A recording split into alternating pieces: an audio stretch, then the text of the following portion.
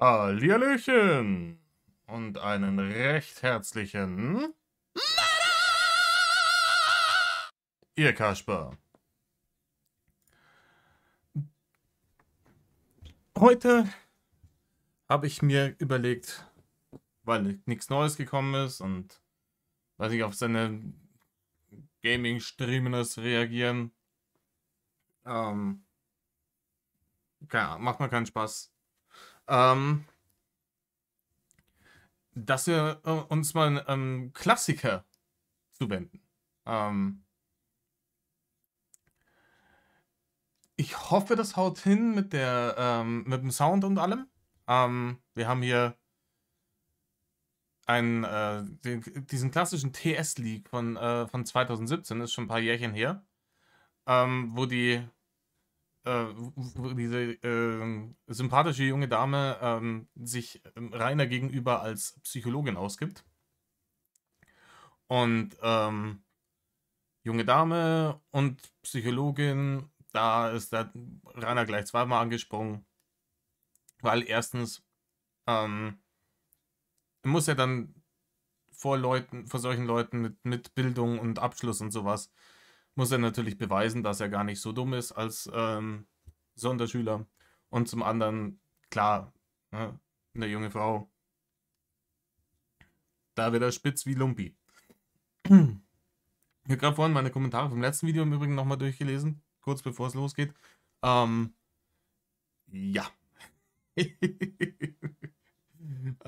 Es gab viel Metal und viel Zuspruch und auch, ich muss leider auch wirklich recht geben im Kommentar, wo es hieß so, Digga, beim nächsten Mal vielleicht mal hier ein weniger von den Hopfentees. Ich weiß, ich habe eigentlich nicht mehr vorgehabt, dazu reacten an dem Abend. Ich wollte es eigentlich am nächsten Tag machen. Kumpel war da, hat gesagt, ja, mach halt. Ja, okay. Und dann hat sich's irgendwie gezogen und mir ist es am Schluss dann schon auch irgendwie klar gewesen, ja, okay, jetzt bist du eigentlich drüber. Ich saß auch nicht mehr so absolut gerade in meinem Stuhl.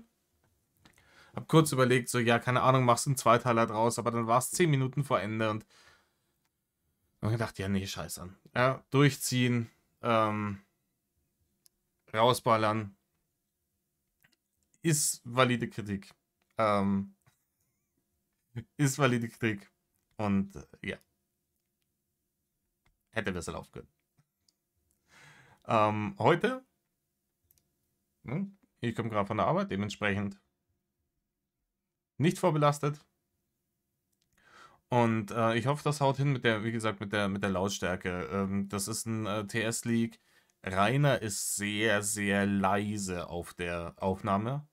Und ich habe es jetzt versucht, irgendwie so zu verstärken, dass Rainer so laut ist, wie geht, dass man seinen Dullikram gut hört und sie nicht zu laut ist. Ich hoffe, das haut hin. Ähm, Ansonsten Zusammenfassung, das ist ein Klassiker. Viele von euch werden es schon bei anderen Leuten gesehen, gehört haben, wo es dann darum geht, sie gibt sich als Psychologin aus und er klagt ihr sein Leid. Ja? Und es geht viel um die Frauenwelt und dann kommt er mit seinen Träumen daher. Es ist höchstgradig unterhaltsam, weil klassisch, also klassisch Rainer einfach. Und damit treten wir eine Reise in die Vergangenheit an und schauen uns mal, beziehungsweise hören uns an, was der Dicke hier psychologisch, aber nicht da doch psychologisch derjenige ist. Nicht pauschal sagen, wie du Frauen im Generellen anschreiben solltest, ne? Sondern das ist ja ganz individuell. Du guckst dir ein Profil an, was hat die Frau reingeschrieben, was für Interessen hat denn die Frau von sich preisgegeben und gehst dann ja eher so auf das ein. Also man kann halt nicht pauschal sagen, ich schreibe jetzt meinen Namen und was mich so ausmacht als Menschen, sondern um so eine Kommunikation starten zu können, muss man ja auch erstmal auf das eingehen, was die andere Person preisgibt. Ja, das ist, was, was sie da sagt, ist ganz wichtig. Da hört aber Rainer, glaube ich, schon gar nicht zu. Er, ähm, Das interessiert ihn auch nicht. Also wenn er auf solche Dating-Geschichten reagiert oder sowas, ähm, der will gar nichts wissen von der Frau. Es ist ihm vollkommen egal. Ja? Ihm ist wichtig, möglichst schnell loszuwerden, was er für großer Profi-YouTuber ist. Ja, das mache ich auch. Ich schaue meistens, pass auf. Ja, das mache ich auch. Ich schaue meistens, pass mal auf. Wenn ich jetzt zum Beispiel, bei manchen Inserate sind ja Bilder dabei. Und die Mehrheit, das sind ja sehr freizügige Bilder, die Mehrheit von den Kerlen, so wie ich sie kenne, Es sind sehr freizügige Bilder. schreibt halt, wow, wunderschöne Vagina oder extrem geile Brüste. Ich möchte gar nicht wissen, auf was für, in Anführungsstrichen, Dating-Seiten der da unterwegs war damals. Alter, allein das ist doch schon so, oh ja, ja, jede Menge Titten, ja. Ja, Pussy-Alarm ist auch heftigst am Start. Ähm, sicher eine seriöse Dating-Seite. Ach, Geld wollen die auch noch von mir haben. Ja, supi. Wissen wir Bescheid. Ich frage mich immer, wer ist so dämlich, bei solchen Seiten Geld dazulassen und sich zu denken, ja, hier die nackten Frauen, die sich da überall regeln, die sind sicher echt. Und da geht es sicher nicht darum, dass man mich abzockt. Ich habe mich jahrelang gefragt, wer so dämlich ist. Tada! Da ist er. Das kannst du nicht aus. Wenn du auf eine Dating-Seite kommst und du siehst lauter Pornobilder, dann gibt es zwei Möglichkeiten. So 99% der Menschen sagen so, oh ja, das ist offensichtlich ein Scam, weil so keine Dating-Seiten, keine seriösen aussehen. Und es gibt den Dulli-Rest, ja, den dullihaften Diabetes-Dämlack, der sich dann denkt, boah, krass, ja, wenn die schon solche Bilder ins Internet stellen, dann sind die aber mal, boah, dann sind die mal super rattig. Dann nehmen die sicher alles, sogar mich. Und auf geht's. Dann wird er Kohle reingebuttert. Und dann schreibt er und schreibt er und schreibt er. Und dann wundert er sich, warum da nichts zurückkommt. Und ich schaue dann mal ein wenig genauer hin, weil ich bin keiner, ich schaue hin, ja, geile Titten, sondern ich schaue hin und sage, ah, hey, schöner Leberfleck da an der Stelle zum Beispiel. Oder Ja, genau. Genau das macht er. Der Rainer schaut auf die anderen Merkmale. Der schaut dahin, sieht ein Bild, ja, komplett nackte Frau, Beine gespreizt. Und dann ist Rainer derjenige, der sich denkt, ja, auf die offensichtlich zur Schau gestellten Geschlechtsmerkmale, da achte ich gar nicht drauf.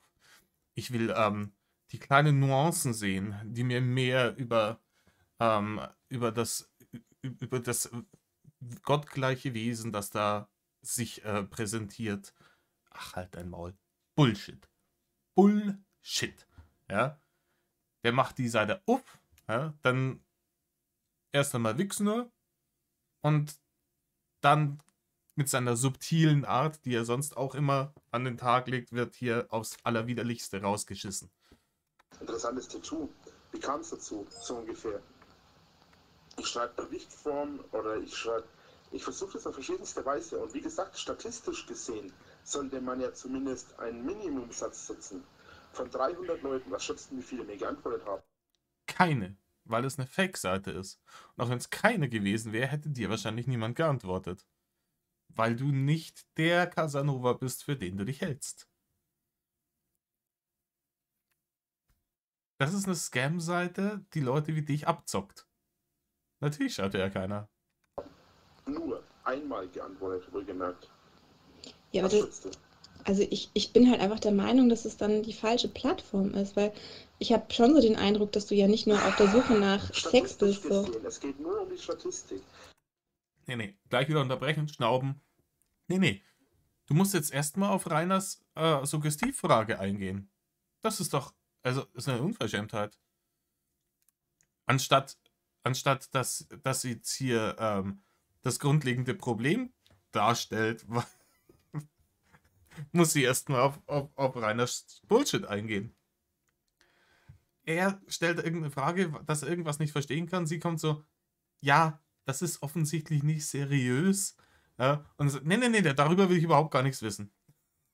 Beantworte erstmal meine Frage. Natürlich ist die Antwort 0, Rainer. Jeder von uns weiß, dass die Antwort 0 ist. Die Wahrscheinlichkeit, dass ich eine Antwort bekomme, es gibt da man sollte ein Minimum an Dingen ansetzen können. Was schätzt du? Einfach nur eine Zahl. Ja, man kann Das es ja sind nicht 300 pauschal sagen. Zahlen. Du kannst ja nicht pauschal Doch. sagen, nee, also eine Statistik You removed. eine Statistik ist ja an empirische Daten angegliedert, ne? Also es müsste halt eine empirische Studie dazu geben. Ich find das erstaunlich im Übrigen, was sie gerade tut. Ich wär da schon, also, ich würde da schon wieder Hasslatte schieben. Ganz ehrlich. Dann so, ich hätte das nicht ausgehalten. Ihm nicht zu sagen, was er für ein Dämlack ist. Ich hätte es nicht ausgehalten. Und er so, ja, statistisch gesehen. Das hat ja mit Statistik überhaupt nichts zu tun. Wenn ich so und so vielen Leuten schreibe, dann muss doch irgendwann statistisch gesehen mal eine Antwort. Nein, muss nicht. Das muss nicht. Du hast nicht eine Menge eine Menge X an Profilen, die du anschreiben kannst. Und in dieser Menge X sind auf jeden Fall Sachen drin, die immer antworten, auch jemandem wie dir. Ja? Das ist hier nicht auf dem Rummel irgend so eine Losbude. Das ist auch seriöse Dating-Seiten sind das nicht. Das, er meint hier so, keine Ahnung, das ist hier wie beim Losen auf dem Rummel. Und wenn ich einfach genügend Lose kaufe, ja, durch die ganzen Nieten durch bin und alle Lose gekauft habe, dann kommt irgendwann mal ein Gewinn hinten raus. So funktioniert das nicht. Sogar wenn das eine echte Dating-Seite ist. Erstens bin ich überzeugt, bei dem, was du da schreibst, fangen die Leute schon instant zum Kotzen an. Aber spätestens, wenn sie dein Profilbild gesehen haben.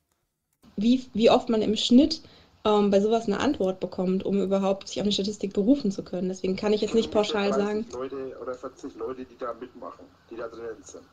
Die zwar kein Interesse an mir haben oder die ich nur so aus dem Freundeskreis kenne oder aus dem Bekanntenkreis oder die ich später mal kennengelernt habe. Ja.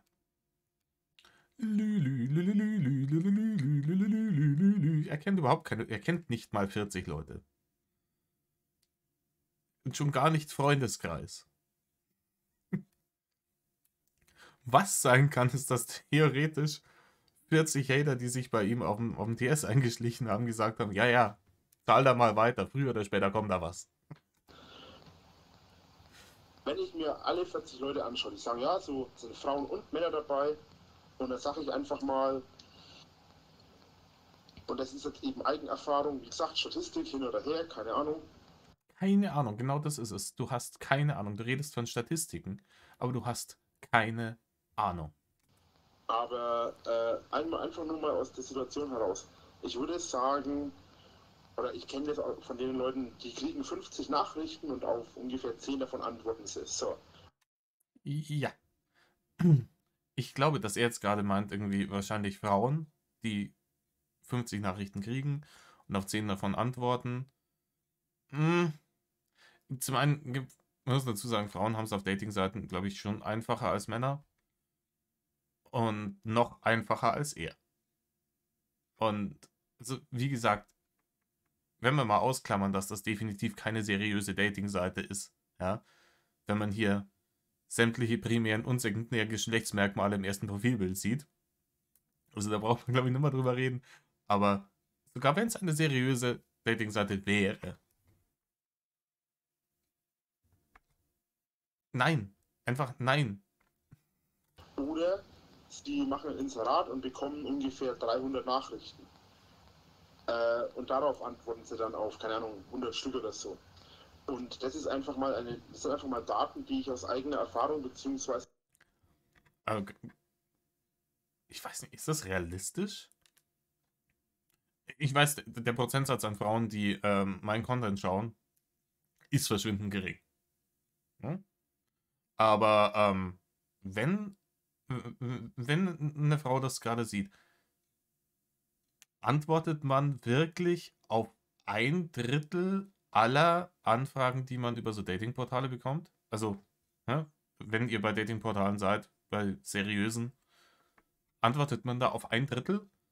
Oder ist man da nicht, schaut, dass man dem einen oder anderen mal antwortet, schaut, wie es funktioniert und wenn sich jemand gefunden hat, der passt, dann auf Wiedersehen. Und raus aus dem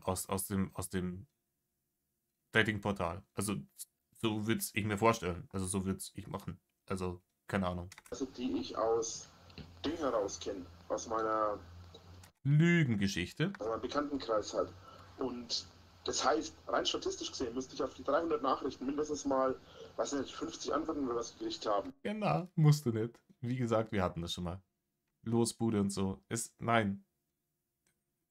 Was für eine Statistik soll denn das sein? Wer hat denn da empirische Daten erhoben? Wer hat denn da eine Studie dazu gemacht? Ja? Wer waren das? Hier die Professoren von der Universität. Im Laufe der letzten In Altschauerberg 8. 4-5 Jahre. Tatsächlich habe ich nicht eine bekommen.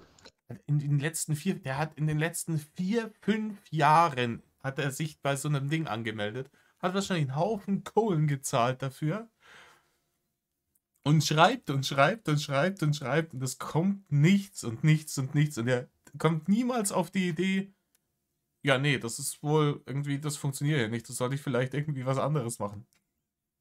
Sondern denkst du, nee. So viele Nieten, wie ich jetzt gezogen habe, ja, das ist so diese, ich habe jetzt da schon so viel Zeit und Kohle rein investiert. Früher oder später, das ist wie Süchtige am einarmigen Banditen, oder? Nee. Der nächste Quarter, der wird's. Was sagt das über mich aus? Wenn ich jetzt halt überlege, wenn ich Was sagt das über mich aus? Das ist eine ganz wichtige. Erstens mal sagt es über dich aus, dass du zu dämlich bist, eine seriöse von einer unseriösen Partnerbörse zu unterscheiden. Und zwar an den offensichtlichsten Anzeichen, die es gibt. Ja. Es gibt Scam-Partnerbörsen, die sehen seriös aus und die haben dann so Leute, die sie bezahlen, damit sie mit den Leuten dann schreiben und jede Nachricht, die dann kriegen, kostet dann Geld und ja. Die aber einen seriösen Anschein wahren wollen, in Anführungsstrichen. Ich check nicht, warum ich meine Anführungsstriche immer mache, ihr könnt sie nicht sehen. Egal. Und dann gibt's halt Seiten wie die, wo offensichtlich Rainer 4 oder 5 Jahre lang Kohle reingebuttert hat, die offensichtlich unseriös sind und der checkt's einfach nicht. jetzt auf so einer Bums-Seite angemeldet wäre. Das hat Nee. nichts mit Bumszeit. Nee, Doch, das hat was mit Bumseite zu tun. Das ist sogar noch der beste Fall. Also das wäre für einen Rainer wirklich der Fall, wo er am wenigsten dumm dasteht, wenn es tatsächlich irgendwie, keine Ahnung, so eine reine Fick-Date-Seite ist. Ja, was ihm auch zuzutrauen wäre. Aber auch da gibt es genügend Leute, die nicht eine Vierteltonne wiegen, die eine bessere Körperhygiene haben und die nicht der Drachenlord auf YouTube sind. Die weiter oben in der Prioritätenliste, sagen wir mal so, von den Damen, die sich da anmelden sind. wenn du halt gerade, du hast ja gerade gesagt, da sind halt irgendwie freizügige Fotos, wo auch Vagina und Brust zu sehen sind, dann ist es jetzt nicht, ja, oder, also wenn mich jetzt ein Mann anschreiben würde mit, wie kamst du deinem Leberfleck? Ich wüsste da keine Antwort drauf. So. Sowas schreibe ich in Bezug aufs Tattoo. Ja, ein Leberfleck oder Tattoo ist ja vollkommen egal, aber sie hat dann einen sauguten Punkt. Da bin ich noch überhaupt gar nicht drauf gekommen. Wenn das eine echte Sex-Dating-Seite ist, wo Frauen tatsächlich Sexualpartner suchen und sich dann da hinsetzen und ein Foto machen hier mit allem, ja, wo alles schön grunddeutlich zu sehen ist und dann werden die von so einem dicken Dämlack angeschrieben und er kommt mit aus so einem hübschen Leberfleck. Dann wird sich nicht wundern, wenn er eine Antwort kriegen würde wie, ja, Leberfleck schön gut und meine Fotze ist hässlich, oder wie?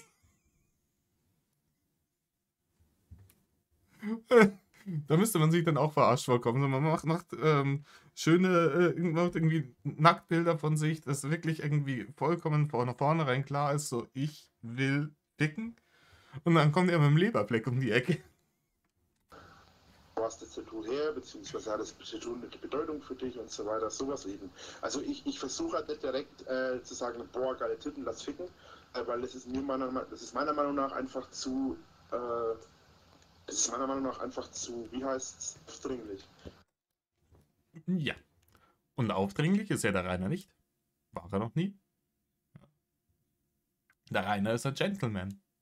Schon immer gewesen. Aufdringlich ist der zurückhaltendste Mensch auf der Welt. Wir können mal fragen, was dann so Leute, keine Ahnung, wie Baby Chrissy oder ihr kennt die ganzen Stories, was die alle dazu zu sagen haben, wie zurückhaltend doch der Rainer ist, wenn es um das weibliche Geschlecht geht.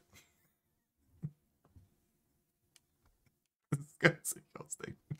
Und dadurch fühlt sich eine Frau ja normalerweise, das kannst du ja vielleicht aus eigener Erfahrung sagen, keine Ahnung, wie du dazu stehst, aber sowas ist doch nicht so aufdringlich, oder nicht?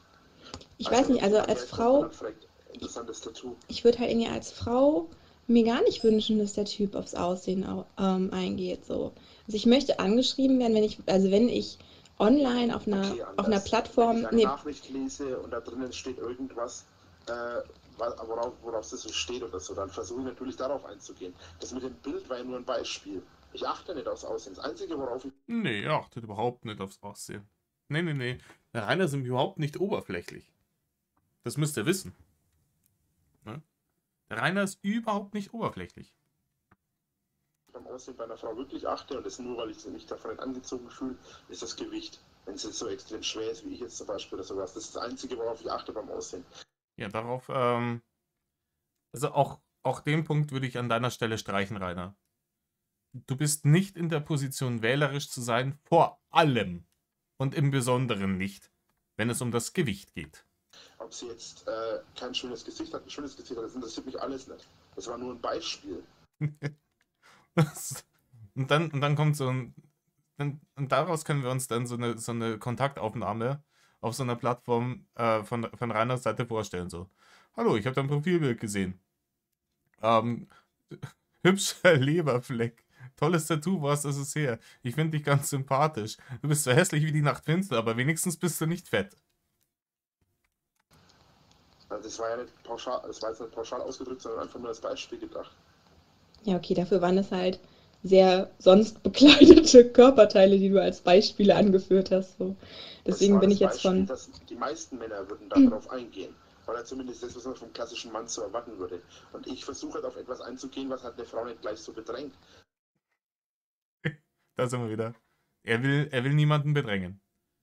Ich hab da immer noch diese Vietnam-Flashbacks von von den geleakten WhatsApp-Voice-Nachrichten, die er an, ich glaube, es war Babyküsse geschickt hat, oder? Mit diesen, so, ja, ich weiß ja, dass du einen Freund hast und ich würde bei sowas nie dazwischen gerätschen, aber und dann zwei Nachrichten später, also eigentlich würde ich schon gern irgendwie, ja, wie läuft denn das? Läuft das gut noch mit dir und deinem Freund? Dass die Frau sich nicht gleich so, der will nur Sex oder so haben. Gibt es auf der Plattform Felix Fake-Accounts? Hast du dich da mal schlau gemacht? Nein, hat er nicht. Ja, wie gesagt, das ist unterschiedlich. Also. Ja, wie gesagt, das ist unterschiedlich. Ich übersetze das mal kurz ins Haderdeutsche. Was das Magazin angeht zum Beispiel, ich kenne die Frau in dem Laden, wo ich mir das immer hole, weil es halt ein Sexshop ist, da bin ich öfter mal, da hole ich mir ab und zu mal was. Und die sagt halt zu mir, dass die halt sehr, sehr viele Kundinnen hat, die da halt Nachrichten kriegen und auch auf Nachrichten antworten und was weiß ich. Hast du mal im Impressum nachgelesen, ob der vielleicht die Seite gehört?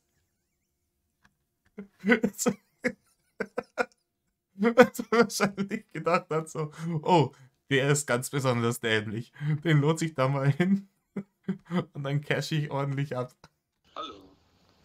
Hallo. Also das mal nur als Beispiel vorab.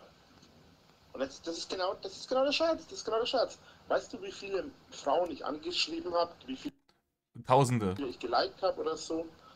Alle.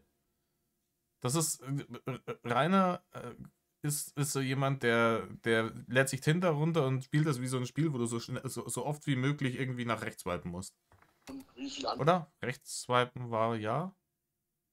Ich glaube. Antwort nicht bekommen habe? Nein. Von bestimmt 1000 Frauen, die ich geliked habe, habe ich bestimmt keine einzige Antwort bekommen. Bestimmt nicht. Das glaube ich dir sogar. Wow, er hat die Wahrheit gesagt. Hast du Das geliked, kann ja ohne nicht auf sein. dein Profil Doch, das kann sehr gut sein. Ich kann es mir sehr gut vorstellen. So hört sich für mich eine Aussage an, die der Realität entspricht. Kommt selten genug vor, wenn der Mann das Maul aufmacht. gewesen zu sein? Unterschiedlich. Manchmal ja und manchmal nein. Also ich gucke mir dann immer das Profil an, damit Die ich auf Hälfte beiden von den Seiten Frauen habe ich bestimmt auch. Die Hälfte von den Frauen habe ich bestimmt auch mit Profil und so weiter angeschaut. Also er hat 1000 Frauen angeschrieben und nur bei der Hälfte davon hat er sich das Profil angeschaut. Der Rest ist einfach mal so, wird schon passen. Hauptsache so viele Lose kaufen wie möglich, solange bis der Hauptgewinn dabei ist. Ich bin noch nicht lange dabei. Das heißt so viel wie, machen wir einfach was, unternehmen Ja, wir genau, was. richtig. Ja, Das ist ein Synonym für, gehen wir was machen. Gehen wir was unternehmen. Kann auch sein, dass das bayerisch Nur ist. eben Kommst du sehr- aus der Nähe weiß von ich Bayern, nicht. Nele? Nee, kommst du nee, aus nee. bayerischen Landkreis oder war das? Nee, komme ich nicht. Ja, aber ich glaube, das ist fränkisch bzw. bayerische Geste eigentlich einfach nur. Also bei uns, also ich kenne das einfach nur als Gestik, gehen wir einfach was unternehmen. Ja, er glaubt tatsächlich, dass das nur in Franken so ist. Also wollen wir mal was zusammen unternehmen, ist ein Satz, ausschließlich in Franken wird das benutzt. Außerhalb von Franken versteht es schon wieder gar keiner. Deswegen haben die auch nicht geantwortet. Die haben gar nicht gewusst, was er meint. Ich würde halt trotzdem also ich will halt irgendwie zumindest wissen, wofür interessiert er sich, so, bevor ich mit Das dem. kann man ja dann besprechen, wenn man sich trifft. Nein, Rainer. Das ist eine Online-Plattform. Die Leute daten auf Online-Plattformen genau deswegen. Dass man sich nicht erst trifft und dann Infos kriegt, sondern dass man erst abchecken kann, passt das? Könnte das grundlegend passen? Und dann seine Zeit verschwendet. Das ist der Punkt. Aber der Rainer will natürlich, ja, die Ladies erstmal in die Schanze locken. Weil er sich denkt, wenn sie dann schon mal da sind. Ja, aber es ist halt einfach leichter, das vorab zu klären, weil wenn es nicht passt, kann man auch einfach, ja, Ja, aber vielleicht ist man das sich Fenster trotzdem wegixen. sympathisch. das Ja, kannst du auch schon aber davor vielleicht ist machen. sympathisch. Genau. Ich meine, die Frau könnte sagen, ja, gerne kannst du mich einladen. Und dann hört das Gespräch ja nicht auf. Meistens. Man sagt immer so, und was geht's dir so und weiß ich nicht, was machst du so? Man fragt immer ein bisschen nach. Ja, weiß ich nicht. Rainer, wie würdest du das denn machen? Also wenn du würdest eine Frau einfach anschreiben und sagen, hey, hast du Bock, was zu machen? Und dann triffst du dich mit der auf einen Kaffee und einen Kuchen oder was? Dann gibt es einen Also, Bienenstich normal- und einen Muckefuck oder was? Ja, genauso wird es ablaufen beim Rainer. Er hat die, gut, muss ich sagen, das ist von 2017. Ich weiß, die Schanze hat damals schon fürchterlich ausgeschaut, aber zum Vergleich wie heute ist es ja ein Hotel. Also, das war ein Hotel damals im Vergleich zu dem, wie sie heute aussieht. Aber, ja, nee, Rainer denkt sich, der schreibt die da an, und, oh, hast du ein tolles Tattoo? Und das finden die dann schon so geil, dass sie dann in das nächstbeste Auto springen und egal, wo sie wohnen, hunderte Kilometer an Altschauerberg rausfahren und sich ihm zu Füßen werfen. Das ist die Vorstellung, die der Rainer da hat. Das ist nur ein Sprichwort, wie gesagt. Wie gesagt, ja, genau, das wollte ich gerade sagen. Das ist, wie gesagt, ein Sprichwort in erster Linie. Und man sagt das halt in erster Linie bei uns halt zum, ja, lass uns das unternehmen, wir machen jetzt was, wir gehen jetzt irgendwie unterwegs was tun oder so. Ja, bei euch sagt man das. Lass mal was unternehmen, wir gehen mal was tun. Oder so. Moment, ich war gerade abgelenkt. Ja, auch da das war halt auch damals schon so. Er ist wirklich nicht der Meinung, dass es notwendig ist, jemanden, mit dem er sich in seinem scheiß Teamspeak unterhält, auch um ernsthafte Themen seine komplette Aufmerksamkeit zu schenken. Ist nicht notwendig. Er muss immer dann noch dieses kleine Machtspielchen hinten rausballern, so dieses im Übrigen, ja, du bist zwar jetzt hier, also er glaubt ja wirklich, dass sie Psychologin ist. Du bist jetzt Psychologin und du hast da richtig Ahnung und du beschäftigst dich da mit mir und wirst mir helfen, meine Probleme zu lösen. Aber du bist trotzdem nicht wert meiner ganzen Aufmerksamkeit. Ich muss nebenher dann doch schon noch irgendwie, keine Ahnung, irgendwas daddeln oder Hand in der Hose wongeln oder was weiß ich. War das jetzt hingehauen mit dem Bild? Nee, scheiße, muss ich näher hin. Einfach sehr charmant ausgedrückt. Also Ja, ich habe auch einmal Lob bekommen, deswegen. Ja, also ich kenne das halt einfach so, ja, lass uns dann nehmen. Und das andere ist, wo war ich jetzt noch? Oh, kacke, hier sind Leute unterwegs.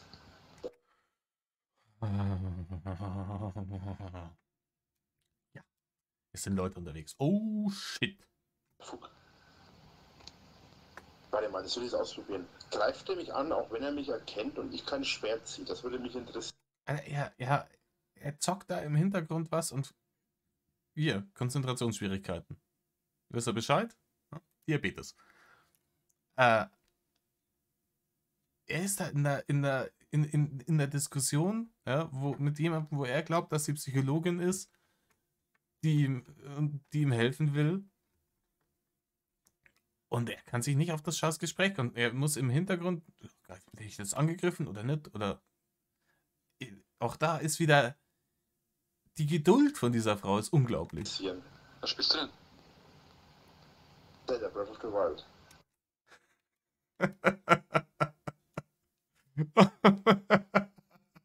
Das hatte ich auch nicht mehr auf dem Schirm. Ja, das war im Juni 2017. Rainer spielt Zelda Breath of the Wild. Wir haben es jetzt Januar 2022. Was spielt Rainer momentan?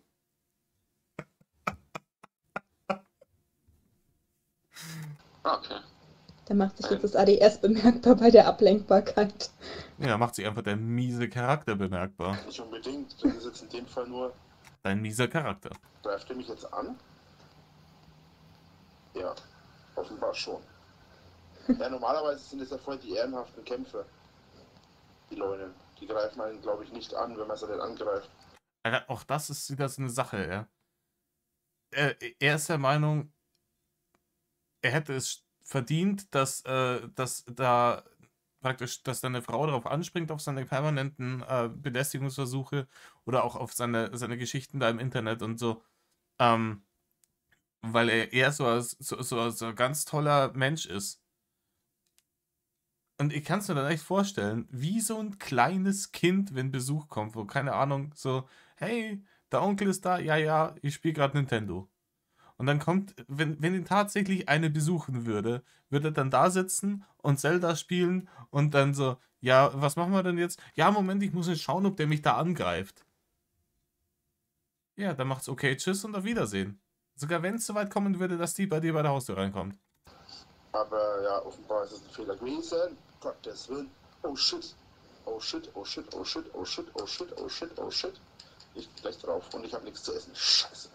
Das ist das Wichtigste. Nichts zu essen. Ich weiß, es ist im Spiel, aber...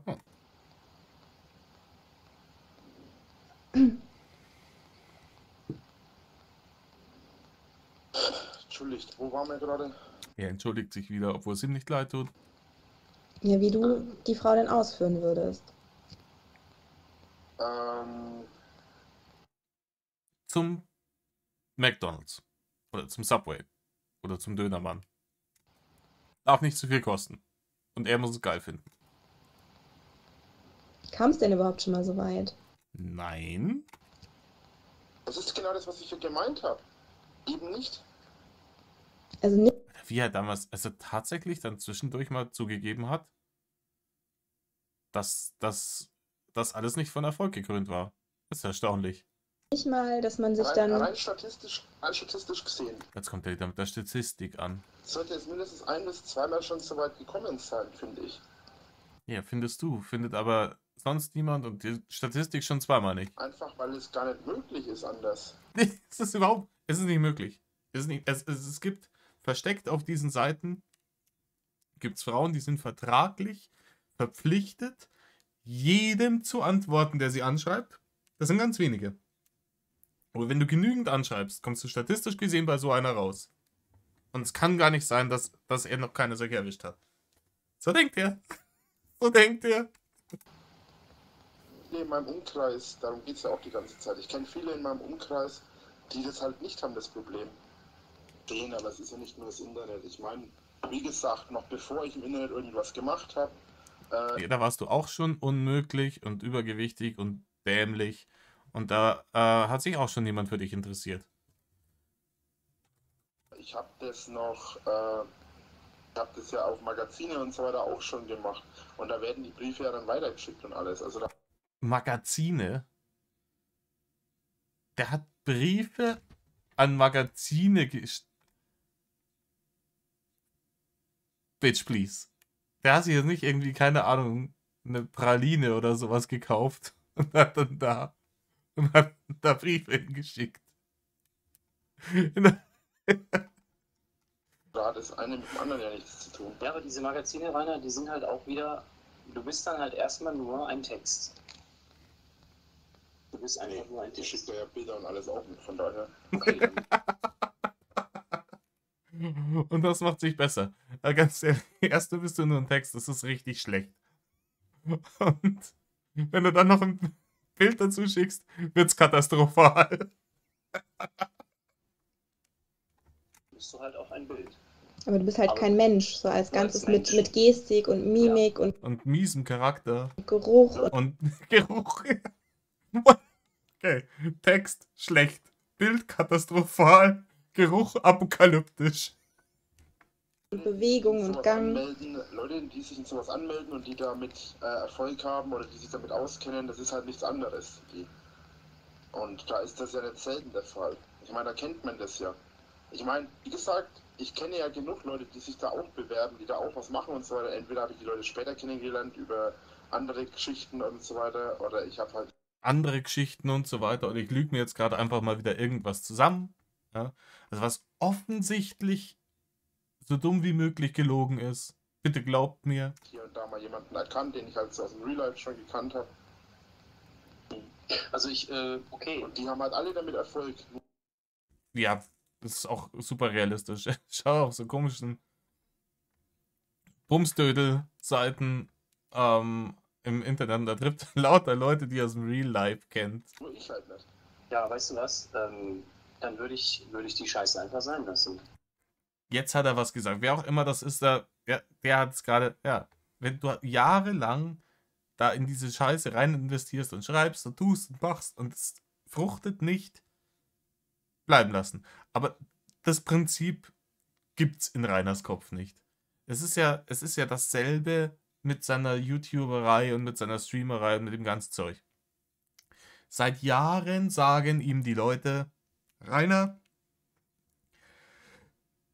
du machst das und alles, was es dir bringt, ist Hate. Alles, was es dir bringt, ist, die Leute hassen dich, die Leute lassen dich das auch spüren, dass sie dich hassen.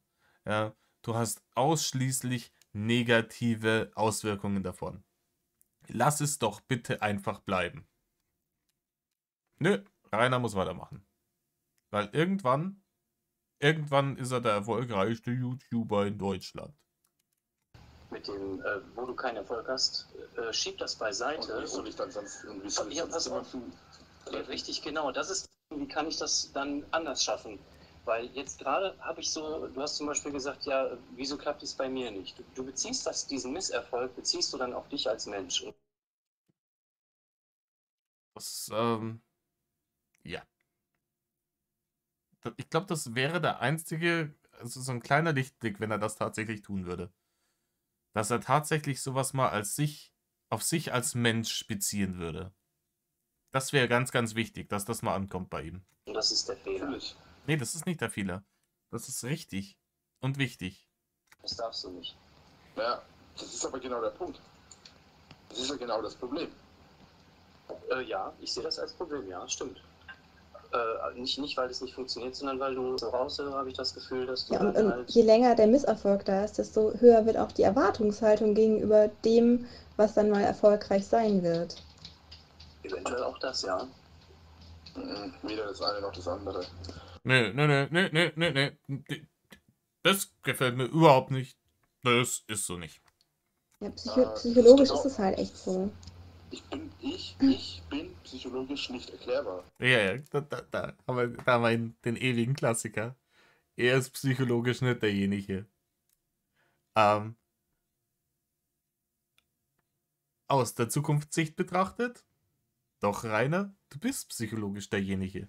Du bist derjenige mit einer narzisstischen Persönlichkeitsstörung diagnostiziert und mit einer verminderten Intelligenz diagnostiziert.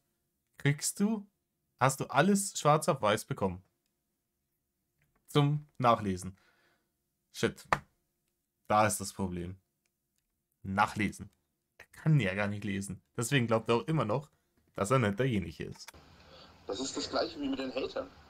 Und da kommen sie wieder. Bim, bim, bim, bim, bim. Wie weit sind wir? In den 11 Minuten 34 Sekunden hat er gebraucht, bis er auf die Hater gekommen ist. Das ist, glaube ich, ein neuer Rekord, oder? Oder ist das noch... Also, heutzutage kommt der viel schneller auf die Hater. Damals waren... Also, 11 Minuten 34. Leck mich am Arsch. Also, das ist heutzutage der... Fängt an mit Metal-Leute und dann die Haters. Das ist genau dieselbe Geschichte wie mit den Hatern. Klar, Ja, auf allen Dating-Seiten der Welt, alle Frauen, alles Hater. Alles Hater. ich beziehe das auf mich als Mensch. Das stimmt schon. Habt ihr recht. Das ist so, weil es einfach so ist. Aber, wartet mal. Ja, hier. Ist ja schon. Das ist so, das sehe ich so, weil es so ist. Das ist so, weil ich das so sage und weil das so ist und weil ich das so sehe. Aber ich beziehe das Ganze nicht auf die Situation, dass ich mich interessiert die ganze Sache genauso wenig wie die. Man merkt, er zockt im Hintergrund schon wieder und er weiß eigentlich auch gar nicht mehr, wie er den Satz begonnen hat. Die Hater an sich. Das ist nichts anderes wie die Hater. Ja, jetzt sind wir aber auch wieder bei einem anderen Thema. Ich würde jetzt einfach mal bei der was ich gemeint habe, ist, bei den Hatern interessiert mich das ja nicht, was die machen. Und das ist bei den Frauen das Gleiche im Prinzip. Genau. Es interessiert dich einen Scheiß. Der Einzige, der dich interessiert, der bist nämlich du.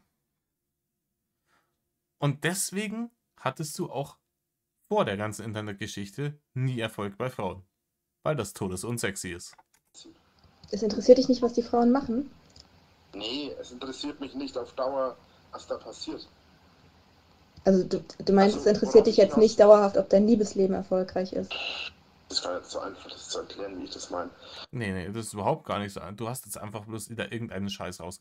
Das interessiert mich alles nicht. Ich bin so ein harter Kerl. Ja, was interessiert dich eigentlich nicht?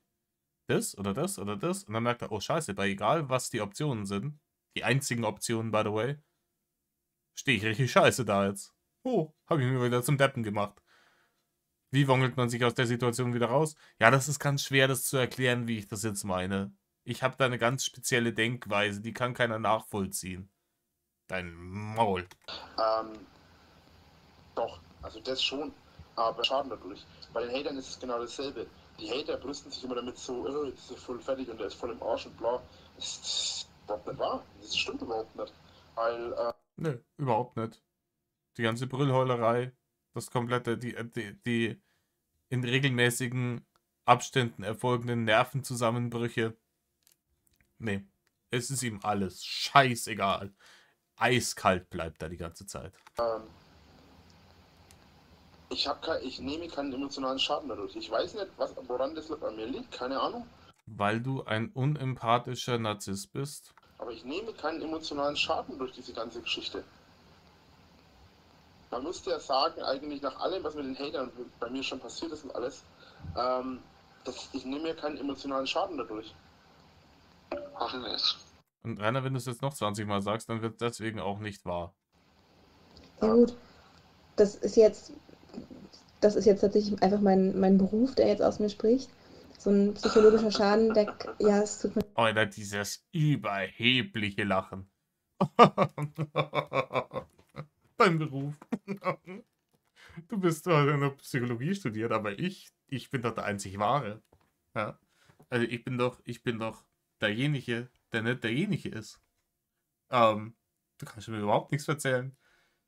Mit deinem nicht verminderten IQ und deiner Ausbildung. Wie gesagt, ja, sie ist nicht wirklich Psychologin, aber das weiß er ja nicht. Tut mir leid, aber also du bist ja auch einfach lange nicht in so einer richtigen, tiefen Beziehung mit einer Frau gewesen, Nie. Nie. Nicht lange nicht. Nie. ne? Sodass man wirklich sich über Jahre aneinander gewöhnt und so weiter und so eine emotionale Distanz, also die du jetzt vielleicht erfahren hast, kann sich auch später in so einer Beziehung dann ja, realisieren. Also es muss nicht heißen, dass du tatsächlich niemals einen spürbaren Schaden davon fortgetragen hast. So, du spürst ihn vielleicht jetzt gerade noch nicht. Das hat er nicht begriffen. Was sie damit meinen will, das ist jetzt wirklich, das ging rein in den Kürbis und dann hat es zu rendern angefangen und dann gab es eine ganz, ganz krasse Fehlermeldung. Ja, das hat er nicht verstanden. Ne? Also, das kannst du jetzt nicht von der Hand weisen, du kannst es einfach nicht wissen, so, ob das passiert. Doch, kann ich. Weil ich habe vielleicht Übernatürliche Fähigkeiten, denen er die Zukunft ziehen kann. keine feste Beziehung gehabt, in dem Sinne, wie du es sagst. Aber ich bin ein sehr emotionaler Mensch. Ich bin sehr emotional aufgebaut. Und alles, was ich mache, ich bin sehr emotional, was Liebe angeht und alles. Und ich verliebe mich auch sehr, sehr schnell. Und ja, ich habe vielleicht in den... Ich glaube nicht, dass der Mann irgendwas schon mal geliebt hat, außer sich selbst. Ich glaube, er liebt sich selbst und alles andere, was er jetzt als Liebe bezeichnet, ist ein Verlangen zur Befriedigung seiner eigenen Bedürfnisse. Ich glaube, das ist das, worauf es im Endeffekt hinausläuft. Auf langer Sicht dann für Leute keine Beziehung und alles. Aber ich habe da vielleicht keine Ding. Aber wenn... Ding? Ich habe hier und da ab und zu mal so Tage, an denen ich richtig runtergezogen bin. Aber das sind nur Tage. Ja, das ist, wenn der kleine Rainer im Unterbewusstsein mal wieder anklopft und sagt, hey, hey, you done fucked up. Bitte ändere irgendwas. Das läuft so nicht. Und dann alle die Schnauze und dann kommt wieder irgendwie, keine Ahnung, Wurstsalat obendrauf, so lange bis der das Maul hält. An den Tagen denke ich halt an alles, was so schief gelaufen ist, aber nicht an alles, was halt auf Dauer schief läuft. Im Übrigen, hier haben wir jetzt den Sprung. Es sind insgesamt 3 14-Minuten-Clips. Ja. Die habe ich mir in eine Playlist hintereinander gepackt, in chronologischer Reihenfolge. Also, wenn ihr jetzt gedacht habt, ja, Gott sei Dank, 48 Minuten, jetzt ist das Video endlich vorbei. Ja, 48 Minuten auf eine Viertelstunde Bullshit reagieren. Hello, Bitch! Kommen noch 2. Nee, schon klar. Ich meine eher, also wenn sich so eine Beziehung halt so richtig aufbaut und man auch wirklich in so eine gegenseitige Verantwortlichkeit kommt. Also wie es halt in so einer Beziehung, wo es dann auch wirklich um... Ja, auch das hat er schon nicht mehr verstanden. Wie gegenseitige Verantwortlichkeit? Ich muss da auch was machen? Ich hätte gedacht, eine Beziehung heißt, dass die Frau dafür verantwortlich ist, dass mir hier regelmäßig der Speer poliert wird. Und dass vielleicht was zu essen auf dem Tisch steht. Weil ich fürchterlich mittelalterliches Frauenbild habe. Gegenseitig Nee. Die hat's Maul zu halten. Ja? Ich brauche eigentlich eine Frau bloß für Triebbefriedigung und damit ich Alexa nicht mehr anschreien muss. darum geht, irgendwann mal Kinder zu bekommen und so weiter, ja auch irgendwann drauf hinausläuft, ne? Dass man eine elementare Verantwortung für den anderen mit übernimmt. Dann kann sein, dass durch dieses Verantwortungsgefühl, was sich dann neu bildet, auch so eine Divergenz, so eine emotionale entwickelt. Das kannst du einfach jetzt nicht wissen, ob das passiert. Das Auch bei dem Wort emotionale Divergenz hat es bei ihm schon wieder ausgeschalten. ist einfach ein Phänomen, das passiert in der menschlichen Psyche, wenn sich kognitiv einfach man sich auf was Neues einlassen muss, sich was Neues bildet, dann kann sowas, was in der Vergangenheit passiert ist, dann nochmal hochkommen. Was sagen wir jetzt dazu? Das Einzige, was dem ab und zu mal hochkommt, ist der vergammelte Scheiß, den er sich in seinen Gully reinrendert. Ja, also, pass auf, ich habe in meinem Leben so viel Scheiße gehabt und alles. Ach, und jetzt fängt der Schmutz wieder an. Timeline präsentiert. Die Klassiker aus 10 Jahren YouTube-Karriere. Ich hab so viel ertragen müssen. Und da müssten längst Sachen hochgekommen sein. Nee, Und, muss es nicht. Mir kommt's hoch. Mir kommt's hoch. Wenn ich ihn sehen und hören muss. Ich müsste auch Albträume oder irgendwas davon haben.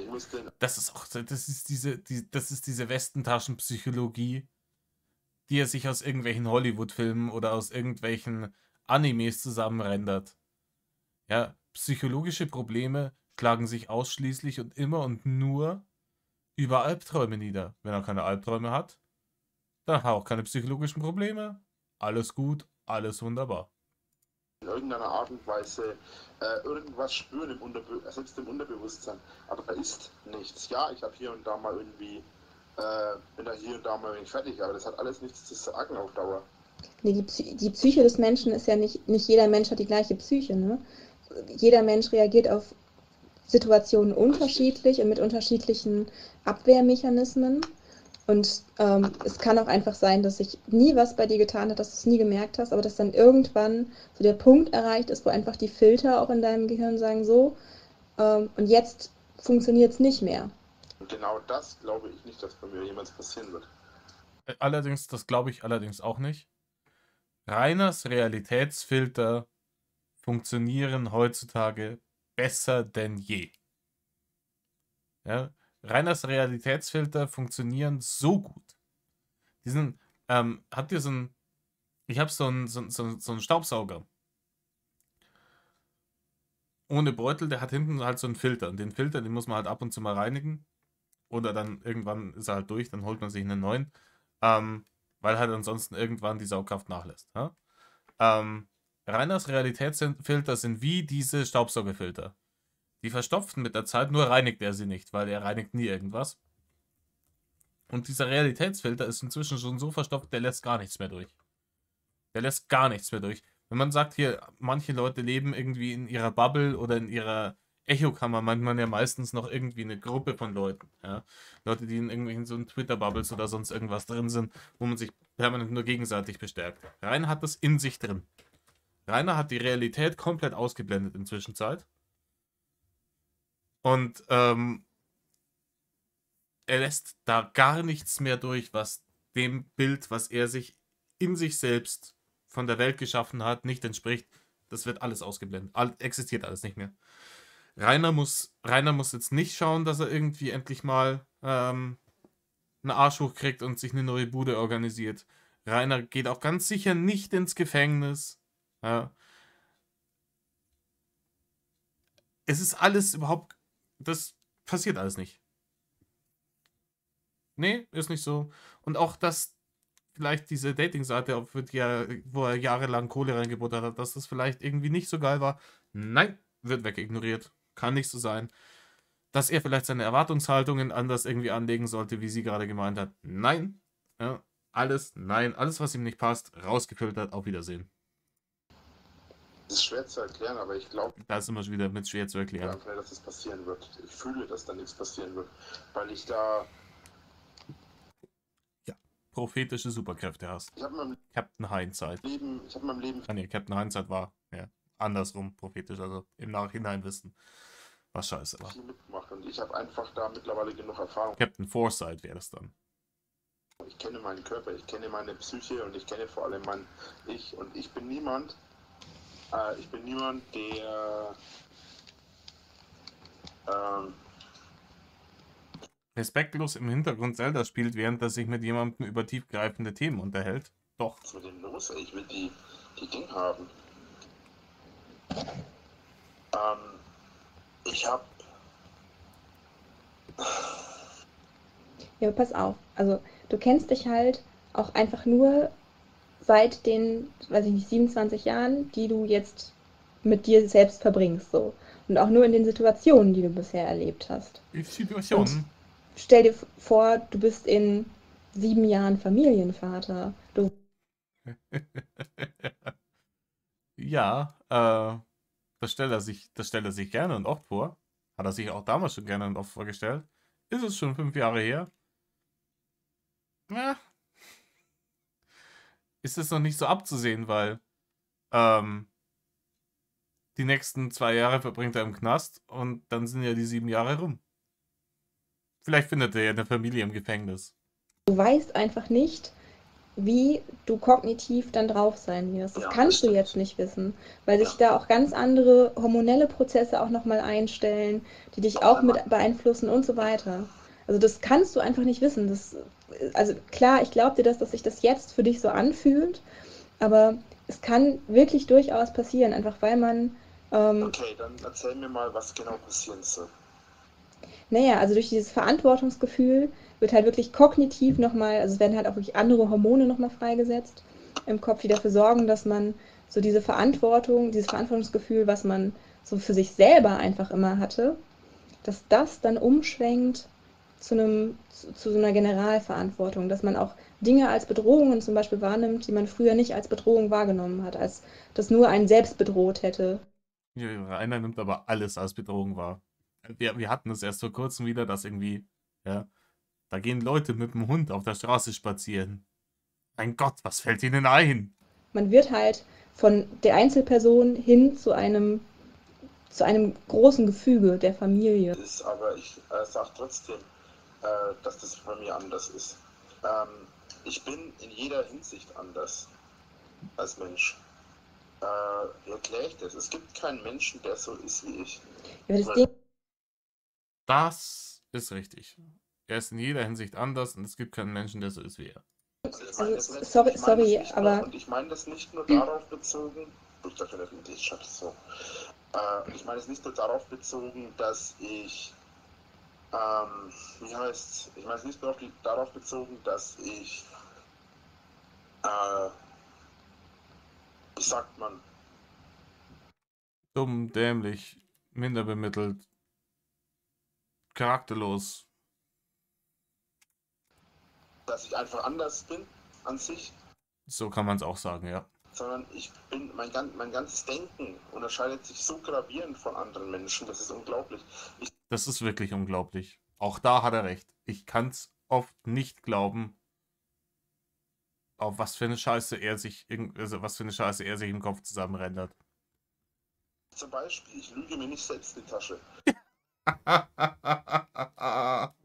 Alter, der Spruch war mal so meta. Er lügt sich nicht selbst in die Tasche. Und das war gelogen. Und zwar sich selbst in die Tasche. Ich weiß genau, wer ich bin. Also im Real Life. Ich meine, ich bin jetzt hier auch ein bisschen anders, wie ich normalerweise bin. ja, aber das Nein, bist du nicht, Rainer. Obwohl, du bist lustigerweise bist du im Privaten, wenn du glaubst, im Privaten zu sein.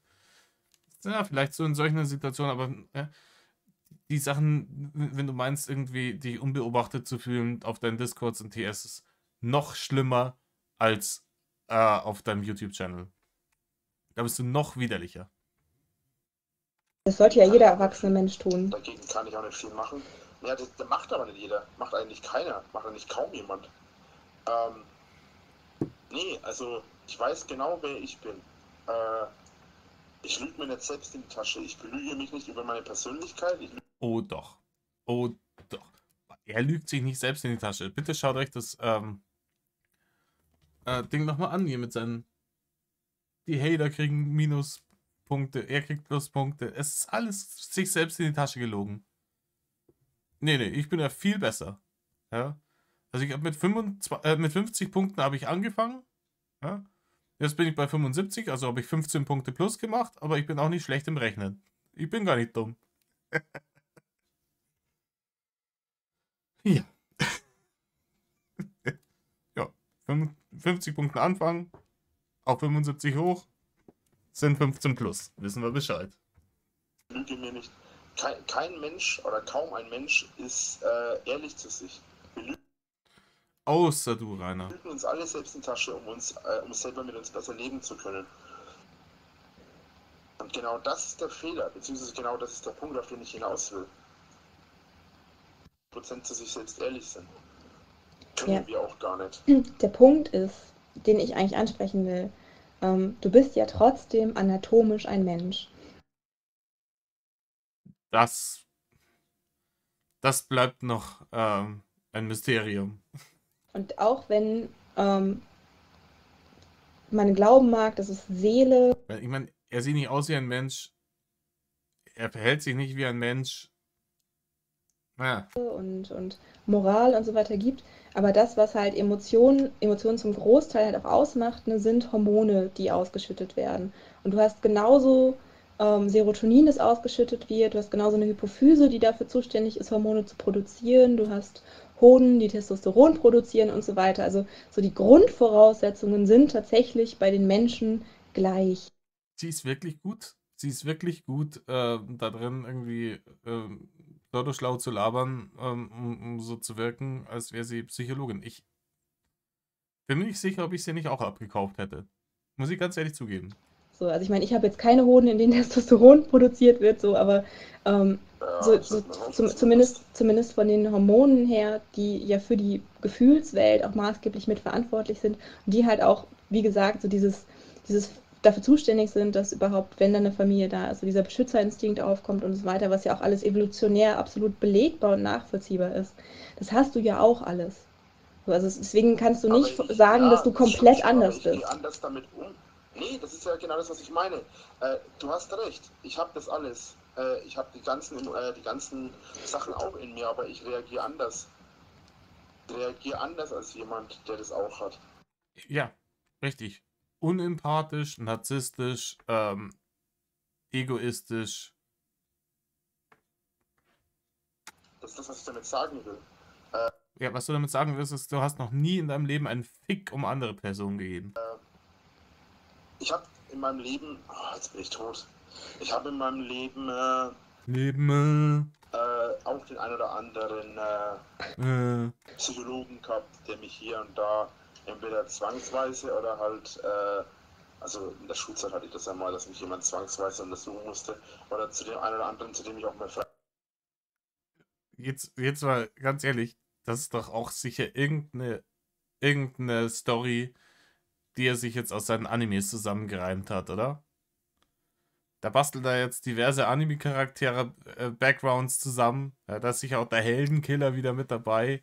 Der Squeeze A irgendwie in der Schulzeit psychologisch untersucht worden. Und daraus schraubt er sich jetzt da irgend so großkotzige Pseudo-Vergangenheit zusammen. freiwillig gegangen bin. Und keiner von denen hat mich auch nur ansatzweise nachvollziehen können. Die meisten haben gesagt, normalerweise hätte es längst zerbrechen müssen. Ja, genau, das haben die alle gesagt. Das genau, ja. Als du in der Grundschule warst und deine Eltern festgestellt haben, der Bur ist brunzpieselblöd, mit dem stimmt irgendwas nicht, den gehen wir mal zur Untersuchung hin. Und dann hast du mit dem Psychologen geredet als kleines Kind und dann hat der zu dir gesagt, ja, das ist ja unglaublich, was du mit deinen 10 Jahren schon alles erlebt hast. Da wären ja andere Leute, wären ja schon lange daran das kannst du dir nicht ausdenken. Nach allem, was schon passiert ist. Ich bin einfach anders. Das kann man auch nicht anders auf von der Hand weisen. Ich wüsste auch Ja, das ist wiederum richtig, aber das ist nichts Positives in deinem Fall, Rainer. nicht, wie ich das anders erklären sollte.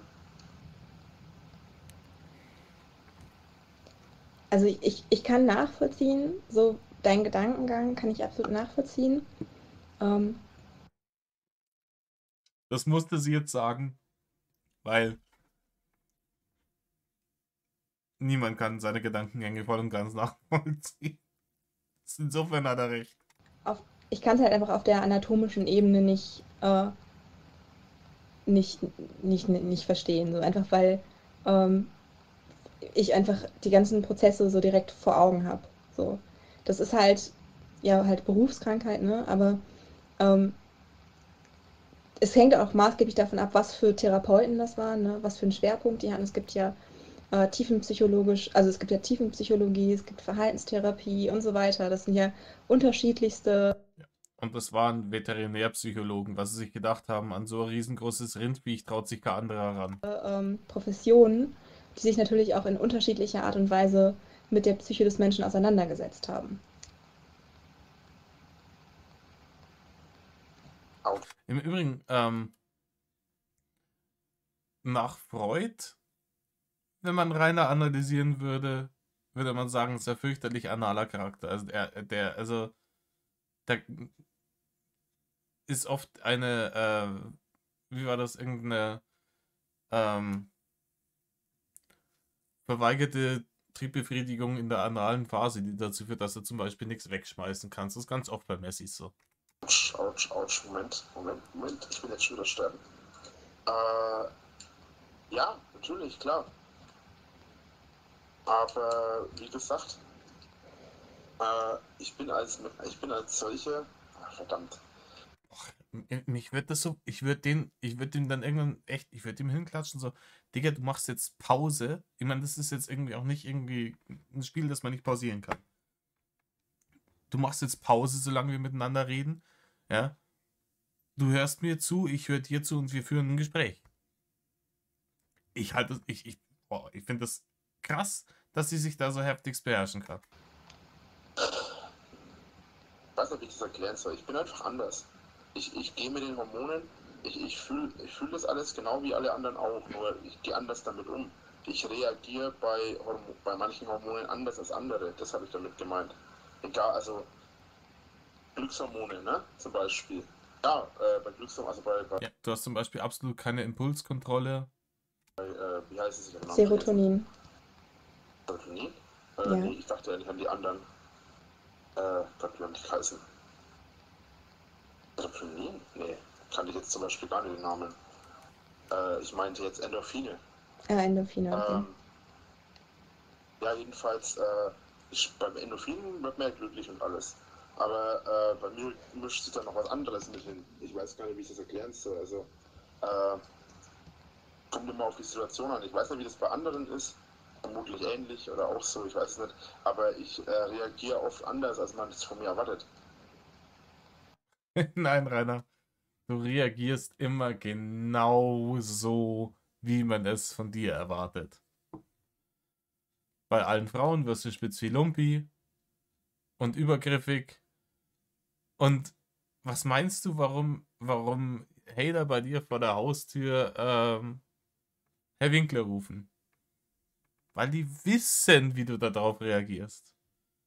Und es ist auch kein Zufall, dass alle Leute, die auf deine Videos reacten, an bestimmten Stellen Pause machen können und sagen, jetzt gleich macht er oder sagt er oder tut er genau das und dann passiert es in 90% der Fälle genau so. Du bist der sehbarste Mensch auf der ganzen Welt. Wenn du da drin bist, so, ja, es sind die Hater vor der Tür, jetzt kommt, glaube ich, die Polizei, dann kann ich Pause machen und sagen, jetzt wongelt er raus und dann kommt er wieder und dann sagt er, die wollten gar nichts von mir. Und so passiert's, jedes Mal. Ja gut, aber das hat ja nichts damit, also Gefühle haben ja nichts damit zu tun, was andere erwarten, wie du reagierst, sondern Gefühle ist ja rein das, was bei dir körperlich abgeht, so. Ich habe es jetzt anders formulieren sollen. Jemand, der halt bei mir Glück oder so auslöst oder sowas, der erwartet halt eine bestimmte Reaktion und diese Reaktion stellt sich halt anders ein. Ja gut, aber es gibt ja auch Glück, das wird nicht von anderen Menschen ausgelöst, sondern du hast doch bestimmt auch Glücksmomente bei Dingen, die du vielleicht einfach siehst, keine Ahnung.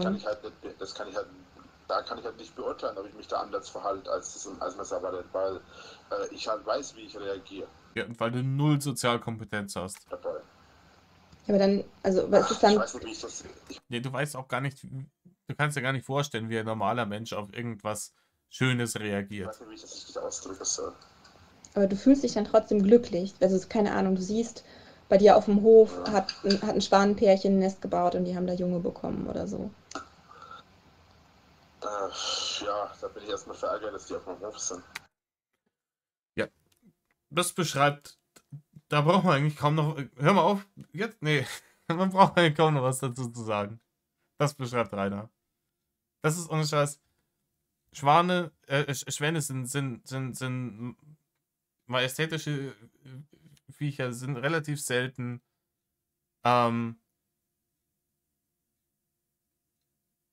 Ich fände das faszinierend, wenn ich so einen riesen Hof hätte wie er und dann würden sich da irgendwelche solche Tiere irgendwo niederlassen.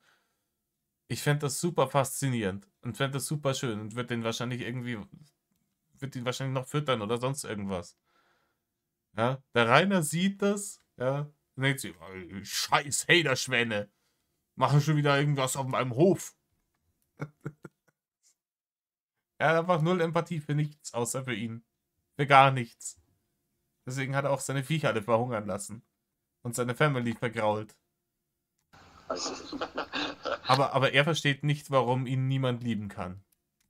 Ja, oder keine Ahnung, halt irgendwie eine andere Kleinigkeit des Alltags, an der man sich erfreuen kann. Durch die Situation, aber im Normalfall werde ich dann aufgeregt oder bin dann halt, keine Ahnung.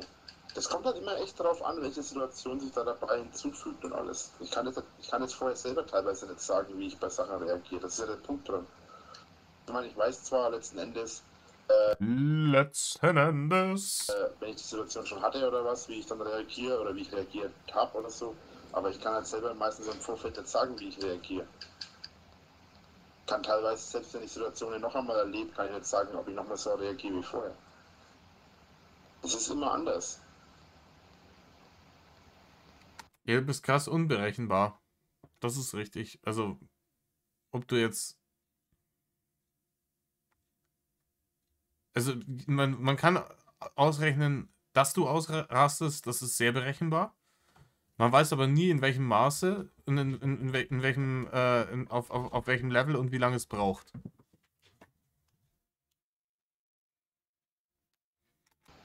Ja, aber das ist doch normal. Das ist menschlich. Ja, eben, das ist doch vollkommen normal. Ich wüsste jetzt auch, man hat einfach als Mensch nicht alle Situationen, die einem passieren könnten, schon mal im Vorfeld durchlebt. Und dann ist es klar, wenn die Situation passiert, dass dann die Reaktion, die man selbst zeigt, einen überrascht. Wie gesagt, ich weiß. Da wird wieder geschnaubt. Sie will einfach nicht einsehen, dass er psychologisch nicht derjenige ist. Warum begreift sie das nicht? Da muss man schon mal schnauben. Ich weiß auch nicht genau, worauf ich hinaus will. Nee, du weißt nie genau, worauf du hinaus willst, weil du nur Stuss laberst. Ja, okay. Ich bin einfach anders. Darauf können wir uns einigen. Und ich glaube, das glaubt jeder von sich selber. Weil wir halt einfach, wir stecken ja nur im eigenen aber Ich ich bin so. noch mal einen Ticken anders. Ich glaube, dass andere anders sind. Das Alle sind anders, aber ich bin anders da. ist ganz klar. Aber ich glaube trotzdem, dass ich noch mal einen Ticken anders bin. Noch einen Ticken verrückter vielleicht. Oder einen Ticken, von mir aus auch einen Ticken dümmer in manchen Situationen. Das kann ich dir unterschreiben. Verrückter, ja. Dümmer auf jeden Fall. Das kriegst du von mir diagnostiziert. Ja. Auch wenn ich kein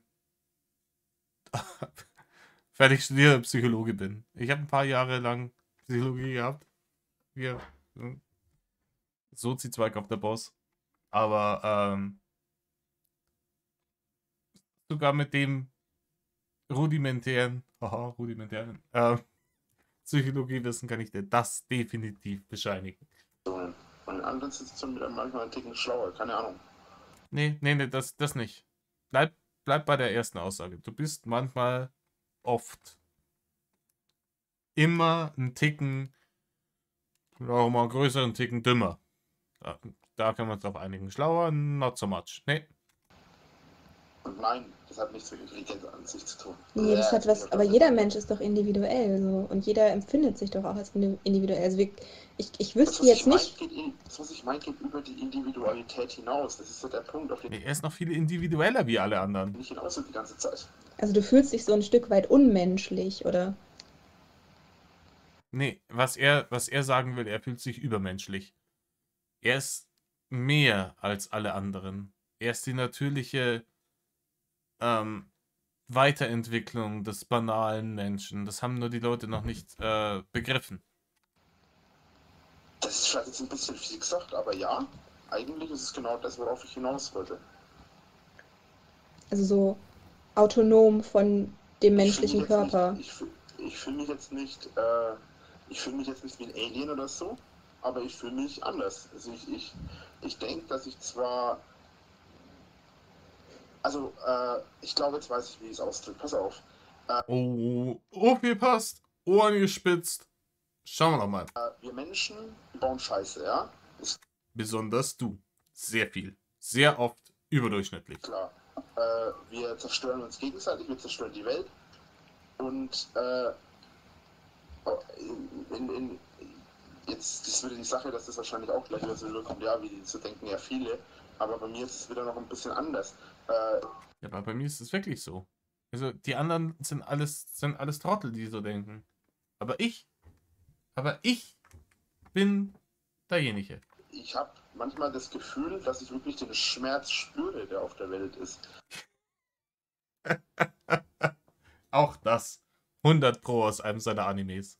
100 Pro. Ich spüre den Schmerz, der auf der Welt lastet. Mehr als andere Personen. Ich bin verbunden mit diesen Kräften, die aus der Erde erwecken. Es ist sicherlich irgend so ein Scheiß aus einem seiner Und zwar Animes. nicht nur den Schmerz der Menschen, sondern auch den Schmerz aller anderen Lebewesen um uns herum. Ja, er ist Gott. Aber das Problem noch gelöst. Er ist Gott. Keiner von uns kann Gott verstehen. Problem gelöst. Huldigt ihm. Das klingt ziemlich verrückt. Und deswegen sage ich ja, in einer gewissen Weise komme ich mir vor, als wäre ich gar kein Mensch. Oder fühle mich halt weit weniger menschlich als andere Menschen. Ich glaube, er hat echt einen Gottkomplex. Er hat echt einen Gottkomplex. Weil Sachen, die anderen Freude bereiten, bereiten mir grundsätzlich Schmerzen. Ja, wie zum Beispiel, wenn du ein Schwanen, wenn du zwei Schwane siehst, die ein Junges haben. Was jedem normalen Menschen Freude bereitet, denkst du dir, verpiss euch von meinem Hof, ihr Kackhater. Es ist unfassbar. Ich meine, selbst der freundlichste Mensch und so hat hier und da mal eine Situation, wo er an anderen Menschen, naja, wo andere Menschen halt nicht ausstehen kann oder Ja, das ist richtig, selbst der freundlichste Mensch hat solche Situationen. Und der unfreundlichste Mensch hat sie halt noch viel häufiger. Beweisstück A. wo man halt andere Menschen zusammenrückt oder Probleme hat oder so. Aber das, was du jetzt beschreibst, ist einfach Empathie. Die er nicht hat. Das hat auch jeder Ja. Mensch. Nein, da muss ich dir widersprechen, gute Frau. Hat er nicht, wird er nie haben. Der ist so selbstverliebt, alles andere geht ihm hart am Arsch vorbei. Also nicht, okay, nicht jeder, das stimmt, aber Sogar. Also ich bin ein extrem empathischer Mensch sogar. Ja! Nur, dass selbst der freundlichste und empathischste Mensch hier und da mal Freude verspürt beim Quälen oder beim Verarschen von jemand anderem. Und Nein. Zum Beispiel, was Nein. mir grundsätzlich dagegen geht. das würde ich jetzt nicht sagen, dass jeder Mensch mal Freude daran hat, jemand anderen zu quälen oder grundsätzlich schadenfroh ist oder so. Weil wenn du wirklich selbst reflektiert bist und mit dir selbst im Reinen, dann siehst du halt eigentlich keinen Grund darin, Er ist mit sich selbst im Reinen. dich an Sorry, der musste sein. dem Leid von jemand anderem zu erfreuen. So, das ist ja, also psychologisch ist es auf jeden Fall. Im Laufe des Lebens mal. Sei es in der Schule, sei es als Erwachsener. Also sei es als Kind, als Minderjähriger, Minderjähriger, sei es als Kind im Kindergarten, sei es als Erwachsener, sei es als Teenager. Irgendwann hat jeder mal so diese Phase und die habe ich irgendwie komplett übersprungen. Nee, du hast überhaupt nichts übersprungen. Du bist immer noch auf dem geistigen Zustand von einem 5-Jährigen. Das ist der Punkt. Du hast gar nichts übersprungen. Du hast dich einfach nie weiterentwickelt. Sowas gibt es bei mir gar nicht. Das geht mir total dagegen. Weiß nicht.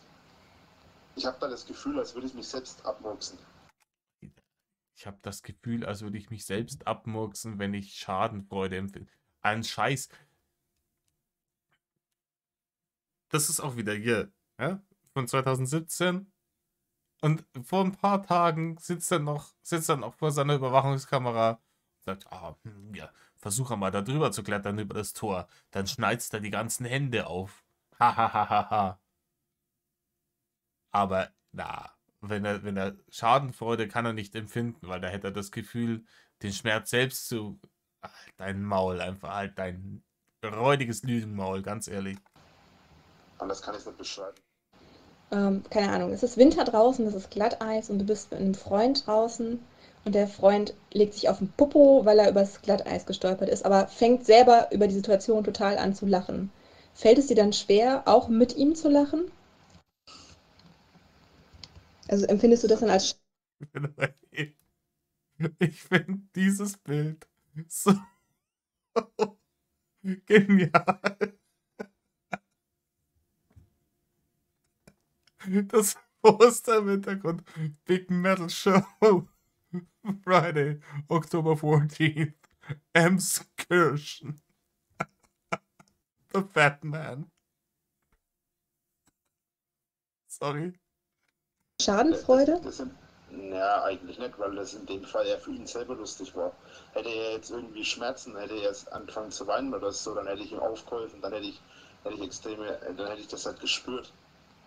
Das kann ich das anders beschreiben. Ja, wenn der Schmerzen hat, dann empfindest du genau dieselben Schmerzen. Das heißt also, wenn ich mir jetzt den Finger schneide, dann sitzt du da gleich im Stream, ne, vor deiner Kamera und ich, oh, irgendwas tut mir gerade am Finger weh. Oh, warte mal, ich kaufe mir mal das ganze Zeug von dem Viech.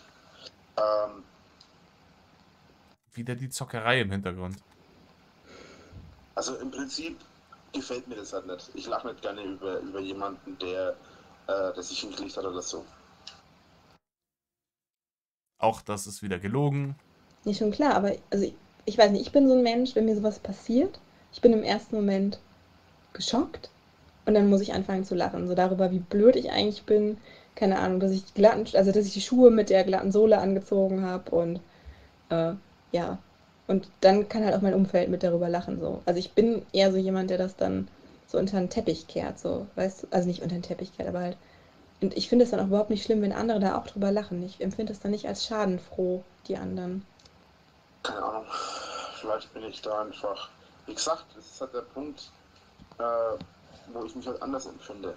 Ich finde es nicht lustig und ich kann bei sowas auch nicht wirklich lachen. Egal ob die anderen. Also ich sehe es nicht als Schadenfreude, weil ich kann auch nicht wirklich drüber lachen. Ich würde halt vielleicht mal kurz lächeln, damit ich halt nicht als unhöflich rüberkomme oder so. Aber Ich würde mal kurz so tun, als wäre ich ein richtiger Mensch. Als wäre ich ein echter Junge. Ja, scheiße. Ah ja, Schissel, jetzt hab ich's begriffen. Ja, nee, da fuck. Rainer ist Pinocchio. Rainer ist Pinocchio. Er ist ein echter Junge geworden, aber lügen tut er immer noch im laufenden Band. wirklich Freude drüber habe ich nicht. Ja, keine Nicht Ahnung. richtig. Und Holzkopf ist er auch noch. Ja. Also, ich kann das Ich sag ja, nachvollziehen. psychologisch bin ich auch gar nicht zu beurteilen tatsächlich. Alter, der Satz ist auch so ultra dumm. Also ohne Scheiß, dieser Satz ist so, der ist so ultra dumm. Ich bin psychologisch überhaupt nicht zu beurteilen. Ja, das gibt's nicht. Also, das kann ich dir halt einfach sagen. Doch, das gibt's. Nee, das gibt's nicht. Doch, das gibt's. Will der jetzt mit mir diskutieren, oder was? An mir haben sich schon mehr als ein Psychologe die Zähne ausgebissen. Auch da, das ist irgendein Filmzitat oder sowas. Oder er ist in seinem Kopf gerade irgendein Superheld aus irgendeinem Film. Ja? Keine Ahnung. Der Comedian aus Watchmen oder sowas, irgendwelche so unberechenbaren Typen. Oh nee, ich bin da viel zu cool dazu. Die haben überhaupt gar keine Chance, mich irgendwie. Kommen die mit ihrem studierten Kram da daher. Studenten sind ja eh alle doof. Ja? Alle blöd, weil sind alle arbeitslos und stehen den ganzen Tag nur bei mir vor der Schanze rum und so. Die haben eh keine Ahnung. Und dann versuchen die mich da zu analysieren. Mich, ja, der ich nicht derjenige bin. Gibt's mit Sicherheit nicht oft. Ich würde nicht so weit gehen und sagen einzigartig. Aber ich würde auf jeden Fall sagen, es gibt's nicht oft. Ich würde auch weiter. Wie er auch immer großkotziger wird die ganze Zeit. Bei mir ist es so. Also, ich würde ungelogen jetzt von mir behaupten, ich wäre durchaus in der Lage, dir ein psychologisches Gutachten zu erstellen. So, also wenn wir irgendwie, Kannst es ja mal versuchen. ja, da bräuchte man halt, da bräuchte man halt Sitzungen für. Alter, jeder, der ein Buch gelesen hat, Psychologie für Dummies, kann dem Rainer ein psychologisches Gutachten erstellen. Der Rainer ist der am einfachsten zu analysierende Mensch der Welt. Er ist rein triebgesteuert, hardcore narzisstisch und brunzbieselblöd. Gutachten erstellt. Unterschrift, Stempel drunter, herzlichen Glückwunsch. Ne?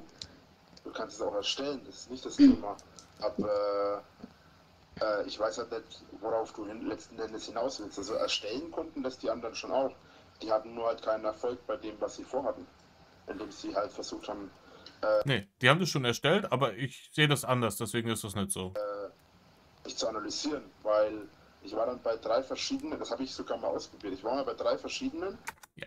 Und jetzt hat er gerade ewig umeinander gerendert und jetzt ist er auf den Pfad der Lüge gekommen, die er jetzt weiter verfolgen will. Ja, ich habe das mal ausprobiert. Ja, bei 20 verschiedenen Psychologen war ich. Die haben mir alle das Gleiche gesagt, die müssen alle dumm sein. Und habe dann jeweils Dann, dem anderen das Gutachten von den anderen gezeigt. Also erstens wäre der korrekte deutsche Satz gewesen, dem einen das Gutachten von dem anderen gezeigt. Bitte gern geschehen, Rainer. Und zum anderen, nein, hast du nicht. Ja, das ist mal wieder Lülülü. Extremes Lülülü. Und die waren erstmal völlig baff, weil es halt ein komplett anderes Ergebnis war. Ja, ich kann sie mir vorstellen. Die haben die Hände über dem Kopf zusammengeschlagen, haben sie gedacht, oh mein Gott. Oh mein Gott, das ist eine wissenschaftliche Sensation. Den Mann, den müssen wir sofort untersuchen. Wir haben praktisch die logische Weiterentwicklung der menschlichen Spezies gefunden. Den sollten wir sofort zum Alleinherrscher der Welt ernennen. Weil er so unglaublich einzigartig ist. Halt doch dein Maul. Das ist das, was ich gemeint habe. Ja, also dann hast du es falsch formuliert. Ein psychologisches Gutachten erstellen ist ja was anderes als die Therapie. Ne? Also ein Gutachten erstellen. Ne, therapierbar ist er ganz sicher nicht. Gutachten erstellen, total easy, therapierbar ist er nicht, weil unbelehrbar ohne Ende. Da bräuchten wir halt Sitzungen für und so weiter, ne?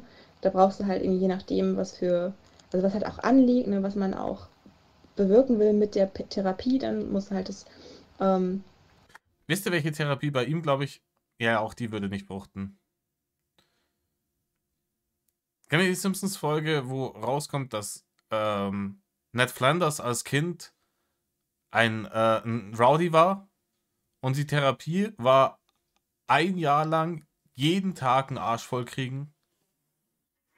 Das wäre die einzige Therapie, die ich mir vorstellen könnte, die vielleicht fruchten würde. ja, das anamnetische Gespräch führen, dann halt auch propedeutisch arbeiten, etc. pp. Ne? Also das Gutachten zu erstellen ist nicht die große Sache, sondern halt wirklich dann. Die macht das auch klug gerade. Sie ballert halt so ein paar wichtige wissenschaftliche Begriffe raus, die er alle nicht kennt, um ihm zu vermitteln, nee, ich habe da schon Ahnung davon, um ihn ein bisschen bei der Stange zu halten. Den geeigneten Therapieplan zu machen. Das ist halt so das, was so tricky ist. Und da kommt es halt echt drauf an, so was du auch als Person erreichen willst. So, wenn du mit deiner Psyche und so weiter vollkommen zufrieden bist, dann ist es klar, dass kein Psychologe mit dir weiterkommt, weil dann auch einfach gar keine Therapiegrundlage da ist. Ja, aber eine Therapie ist ja letzten Endes darauf ausgelegt, dass man halt ja auch eine Therapie braucht man ja nur, wenn man sich in Situationen, wie drücke ich das jetzt aus? Eine Therapie wird ja nur angesetzt, wenn man versucht, etwas an sich zu ändern. Oder Jetzt sind wir wieder bei dem Punkt, er will gar nichts an sich ändern. Aber er hat vorgestern ein Video rausgebracht, wo es hieß, er hat sich so viel weiterentwickelt über die letzten 8 Jahre. was daran zu ändern. Wenn eine Bereitschaft da ist, ja. Also wenn einen wirklich was gezielt stört und man daran arbeiten möchte, mit Hilfe des Therapeuten. Ja, und genau das ist der Punkt. Ich wollte das zwar, aber irgendwie ist es dann halt letzten Endes trotzdem auf was hinausgelaufen, wo dann hinterher gar keine keine Dinge nötig Keine Ding. war. Keine Therapie. Nee, keine Therapie möglich, weil du einfach ein absoluter Holzkopf bist. Nee, ich muss nicht einkaufen. Es kommt halt echt immer darauf an, es können ja halt auch einfach schon Kleinigkeiten sein. Also eine Therapie muss ja nicht immer heißen, dass voll das riesengroße Problem besteht, sondern manchmal möchte man auch einfach mit dieser Beihilfe des Therapeuten was aufarbeiten, was einfach schon lange liegt. So, also wo man sich einfach selbst aus eigener mentaler Kraft nicht mit auseinandersetzen konnte, sodass man es wirklich endgültig abschließen konnte. Zum Beispiel. Also das ist jetzt ein Bereich der psychologischen Therapie.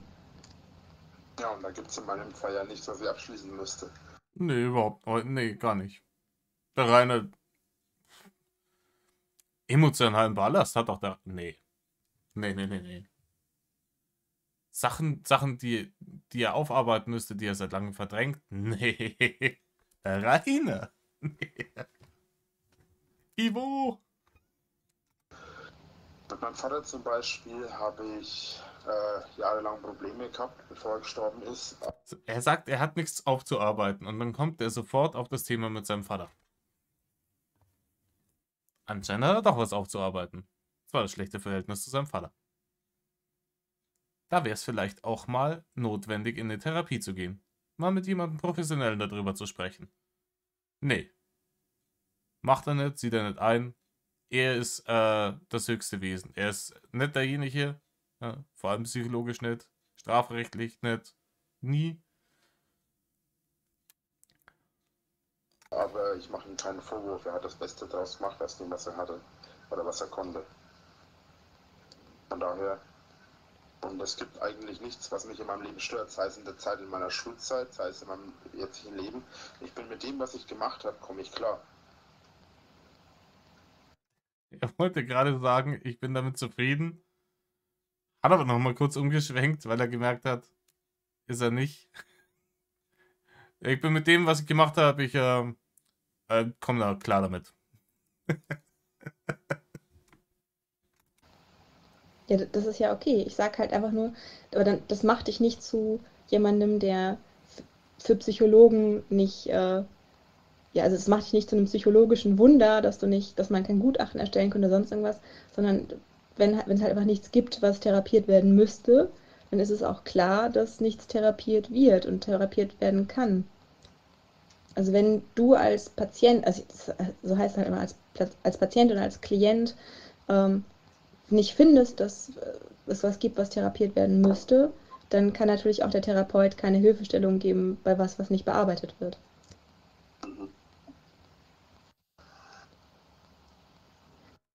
Ja, das hat er wieder nicht begriffen. Das heißt, wenn du nicht grundlegend viel zu dämlich dazu wärst zu checken, dass bei dir einiges im Argen liegt, dann könnte man da auch was dran machen. Leider Gottes bist du das. Deswegen kann man da auch nichts tun.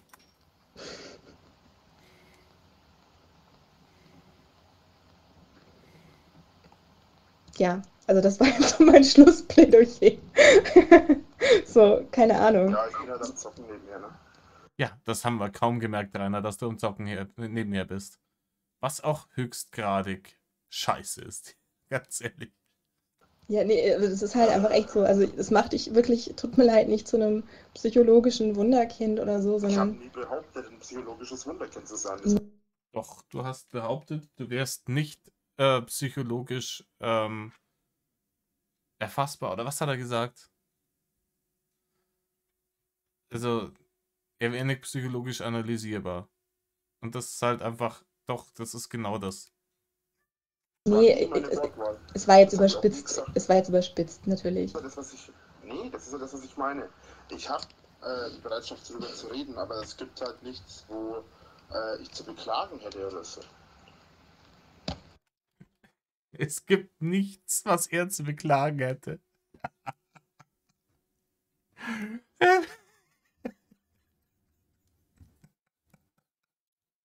Egal, was er tut, ob er streamt oder Vlogs macht oder was auch immer er für Videos macht. Er beklagt sich am laufenden Band. Und er beklagt sich immer über denselben Scheiß. Ja? Da sind schon wieder irgendwelche Arschlöcher vor meiner Tür. Die Polizei macht ihren scheiß Job nicht. Die Richterin und die Staatsanwältin, die mobben mich. Bla bla bla bla bla. Immer dasselbe Käse.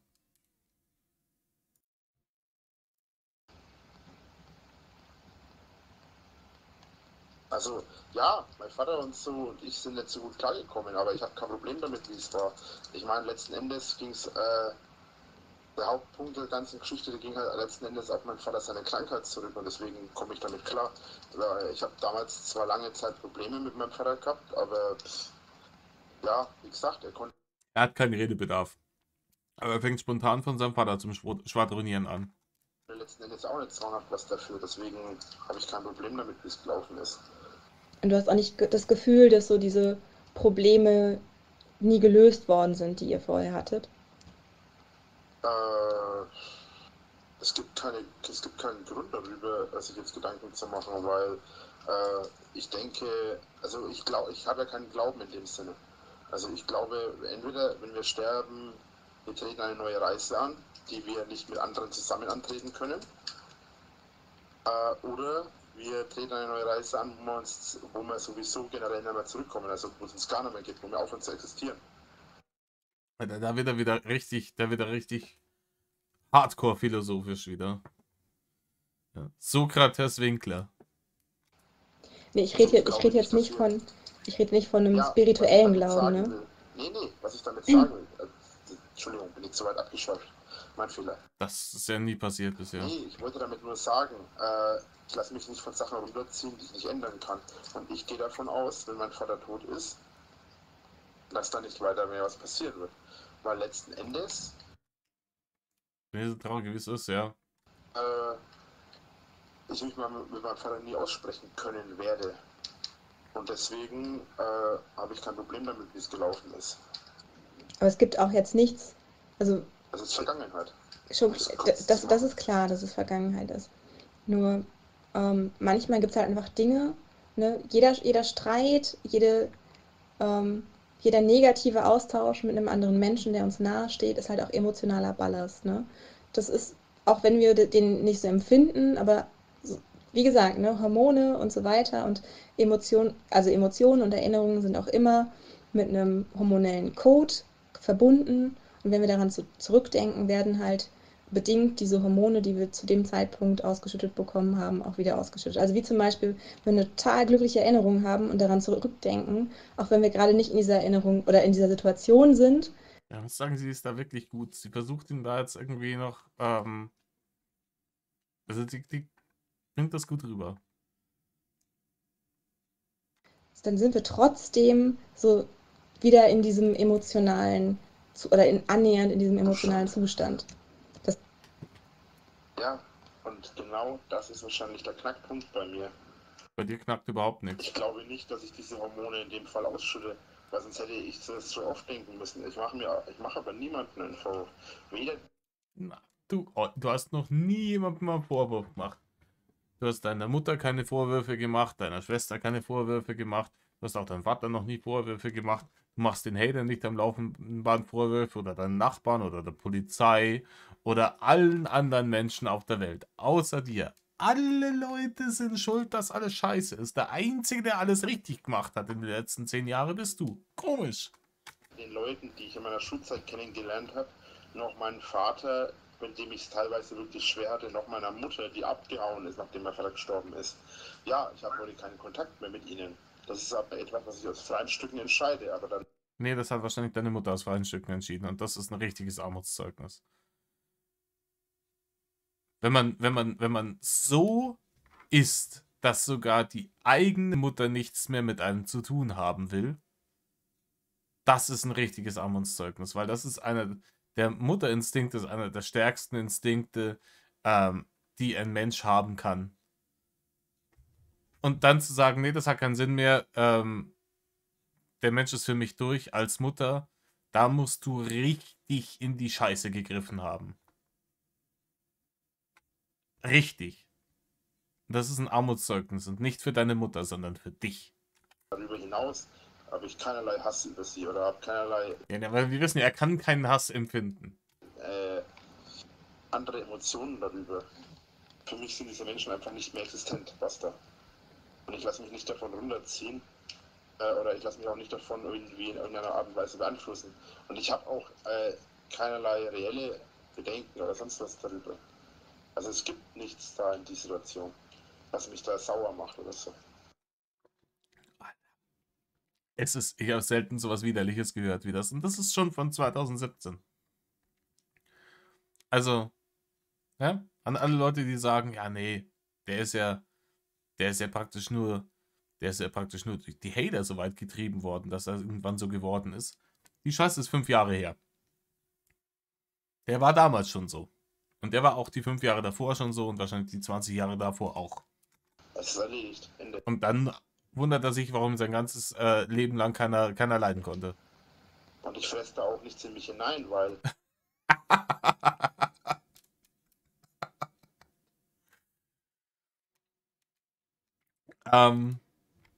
da gab es ja immer diese Theorie, dass Leute, die extrem morbid adipös sind, so viel Schmutz in sich reinfressen, weil sie parallel so viel emotionalen Ballast in sich reinfressen. Das ist, das ist eine sehr gängige Theorie in der Psychologie, die auch sehr, sehr viele Befürworter hat, renommierte Leute. Ja. Er frisst nichts in sich rein. Nein! Bei ihm kannst du live zuschauen, wie er körperlich in sich reinfrisst, in demselben Maße, in dem er seinen emotionalen Ballast in sich reinfrisst. Weil der emotionale Ballast in ihm so viel Platz braucht, dass er sein eigenes Volumen erweitern muss. irgendwie müsste man es ja merken. Irgendwie, irgendwo, irgendwann. Jetzt kommt im Übrigen, glaube ich, der Traumschüssel, wo er dann wieder auf seine Träume zurückkommt. So, ja, ich habe keine Albträume, deswegen stimmt ja bei mir alles. Also durch Albträume, durch Tada! irgendetwas.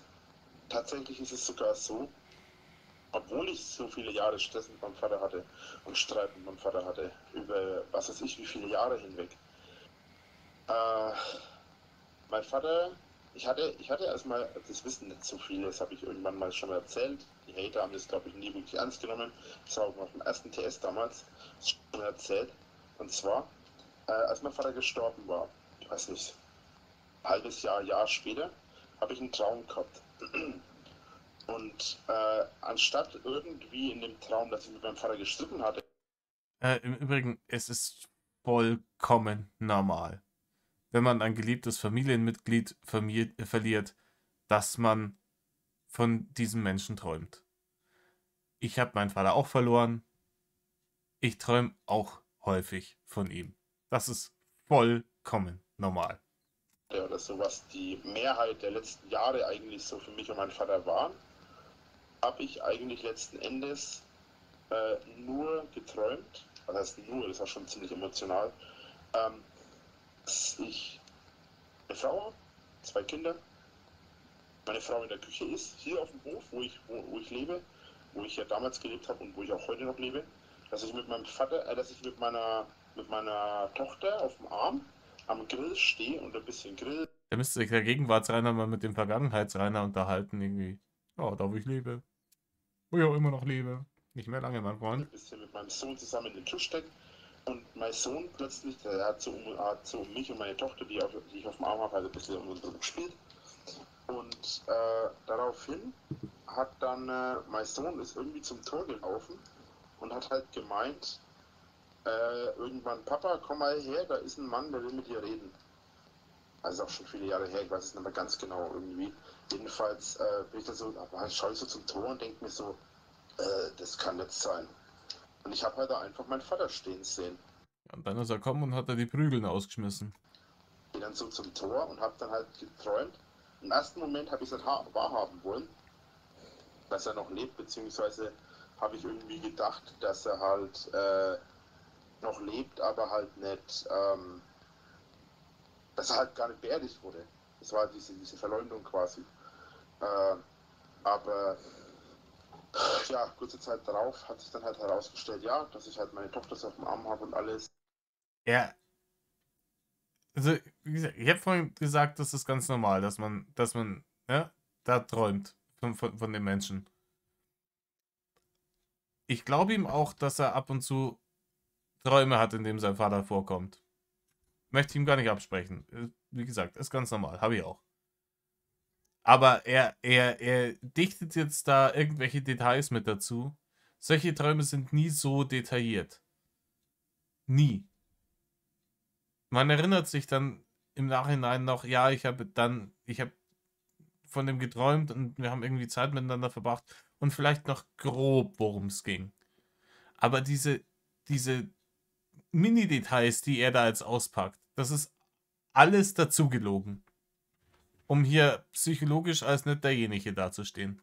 Und dann ist mir bewusst geworden, dass mein Vater tot ist und dass ich quasi nur träume, dass ich meine Kinder ihm hätte noch vorstellen können. Also ich weiß nicht, ob dir das recht Ja. ist, aber also du hast ja in dem Jetzt wird es ihr auch langsam unangenehm, oder? Merkt ihr das? Traum du hast ja in dem Traum ziemlich klares Familienleben Das Tor war geträumt, ne? geschlossen übrigens. Okay. Das Tor war geschlossen, also gilt ja für ein... Das ist jetzt so ein Detail, das hat er sich jetzt gerade in letzter Sekunde nochmal hinten rausgezogen. Das ist Bullshit. Da versucht er jetzt deep zu wirken. So, wow, schaut mich an, ey, bei mir ist so viel unter der Oberfläche, das begreifen die Leute alle gar nicht. Bullshit. Ich kenne mich mit Traumdeutung und wie gesagt, ich habe mich auch lange Zeit selber mit ein bisschen Psychologie beschäftigt. Ja, Ja, genau. Der Rainer sitzt vorm Kaminfeuer und liest Psychologiebücher. ich komme an dich nicht ran, das ist mir klar, weil du das ja studiert hast und alles. Und ich bin ja nur ein Laie in dem Ganzen, aber ich habe mich halt wirklich viele Jahre damit auch sehr intensiv beschäftigt. Ja, womit er sich alles beschäftigt hat. Er ist ja Experte. Er ist ja Experte in allem. Ja, egal was. Über alles schon 1000 Bücher gelesen. Und geschlossene Türen oder Tore in Träumen gelten ja als Barriere oder als Hindernis. Boah, geschlossene Tür ist eine Barriere oder ein Hindernis. Boah, da musst du ja richtig satt mit Psychologie beschäftigt haben, dass du das rausgefunden hast. Ein Hindernis, das nicht überwunden werden kann, in dem Fall den Tod meines Vaters. Das muss gar nicht mal so sein. Also Tore sind ja auch ein Ein- und ein Ausgang, ne? Also es kann auch Ein einfach sein. verschlossenes Tor. Da reitet er jetzt drauf um. Das ist jetzt. Jetzt macht er mich heftigst mad. Er versucht jetzt hier, er erfindet jetzt irgendwas um den Traum von seinem Vater rum. Zum einen, um irgendwie ein bisschen Mitleid von ihr zu kriegen und zum anderen, um zu flexen, wie deep er doch in der Psychologie-Materie drin ist. Und das ist halt schon wieder widerlich auf einem anderen Niveau. Ja, aber Das ist genauso wie das spielt in einer ähnlichen Liga wie die erfundenen Krebskranken, von denen er neulich geflext hat. trotzdem war ja hinter dem Tor was Positives, ne? Und ich weiß nicht, hast du das Tor geöffnet in dem Traum? Oder Nee, ich konnte es nicht öffnen. Das ist Ja, natürlich habe ich das nicht geöffnet. Der hat da draußen vor meinem Tor gestanden. Da habe ich erstmal die Polizei gerufen. Danach haben die Prügeln ausgeschmissen. der Punkt. Also du konntest es nicht Das Tor öffnen. ist verschlossen. Also nicht verschlossen im Sinne von zu, sondern verschlossen im Sinne von es ist zu. Lässt sich nicht öffnen. Ja gut, aber an dem Punkt kann es auch wirklich wieder auf einen nicht abgebauten emotionalen Ballast hindeuten, ne? Dass du das Gefühl hast von diese Vaterfigur, die da einfach dahingeschieden ist, ne? Dass du dass du einfach keinen richtigen Abschluss hattest, so. Dass du eigentlich nochmal gerne, also dass du einfach gerne ihn so als Familienmitglied nochmal so in dein Innigstes, in deine Familie aufgenommen hättest. Ich wollte ihm in erster Linie meine Kinder zeigen. Aber das ist ja ein Teil von dir. Deine Kinder sind. Jetzt sind wir hier am Ende. Das Ende hätte man jetzt fast noch traurig finden können. Wenn er nicht wieder irgendwie so widerlich wäre. Da noch dann was rein erfinden und immer so, egal was sie sagt, nee, das ist alles nicht so. Ich bin da anders. Nee. Und ja. Da, wenn man den Vergangenheitsrainer und den Gegenwartsrainer mal sich miteinander unterhalten lassen würde, da kommen, glaube ich, auch ganz andere Sachen mit raus.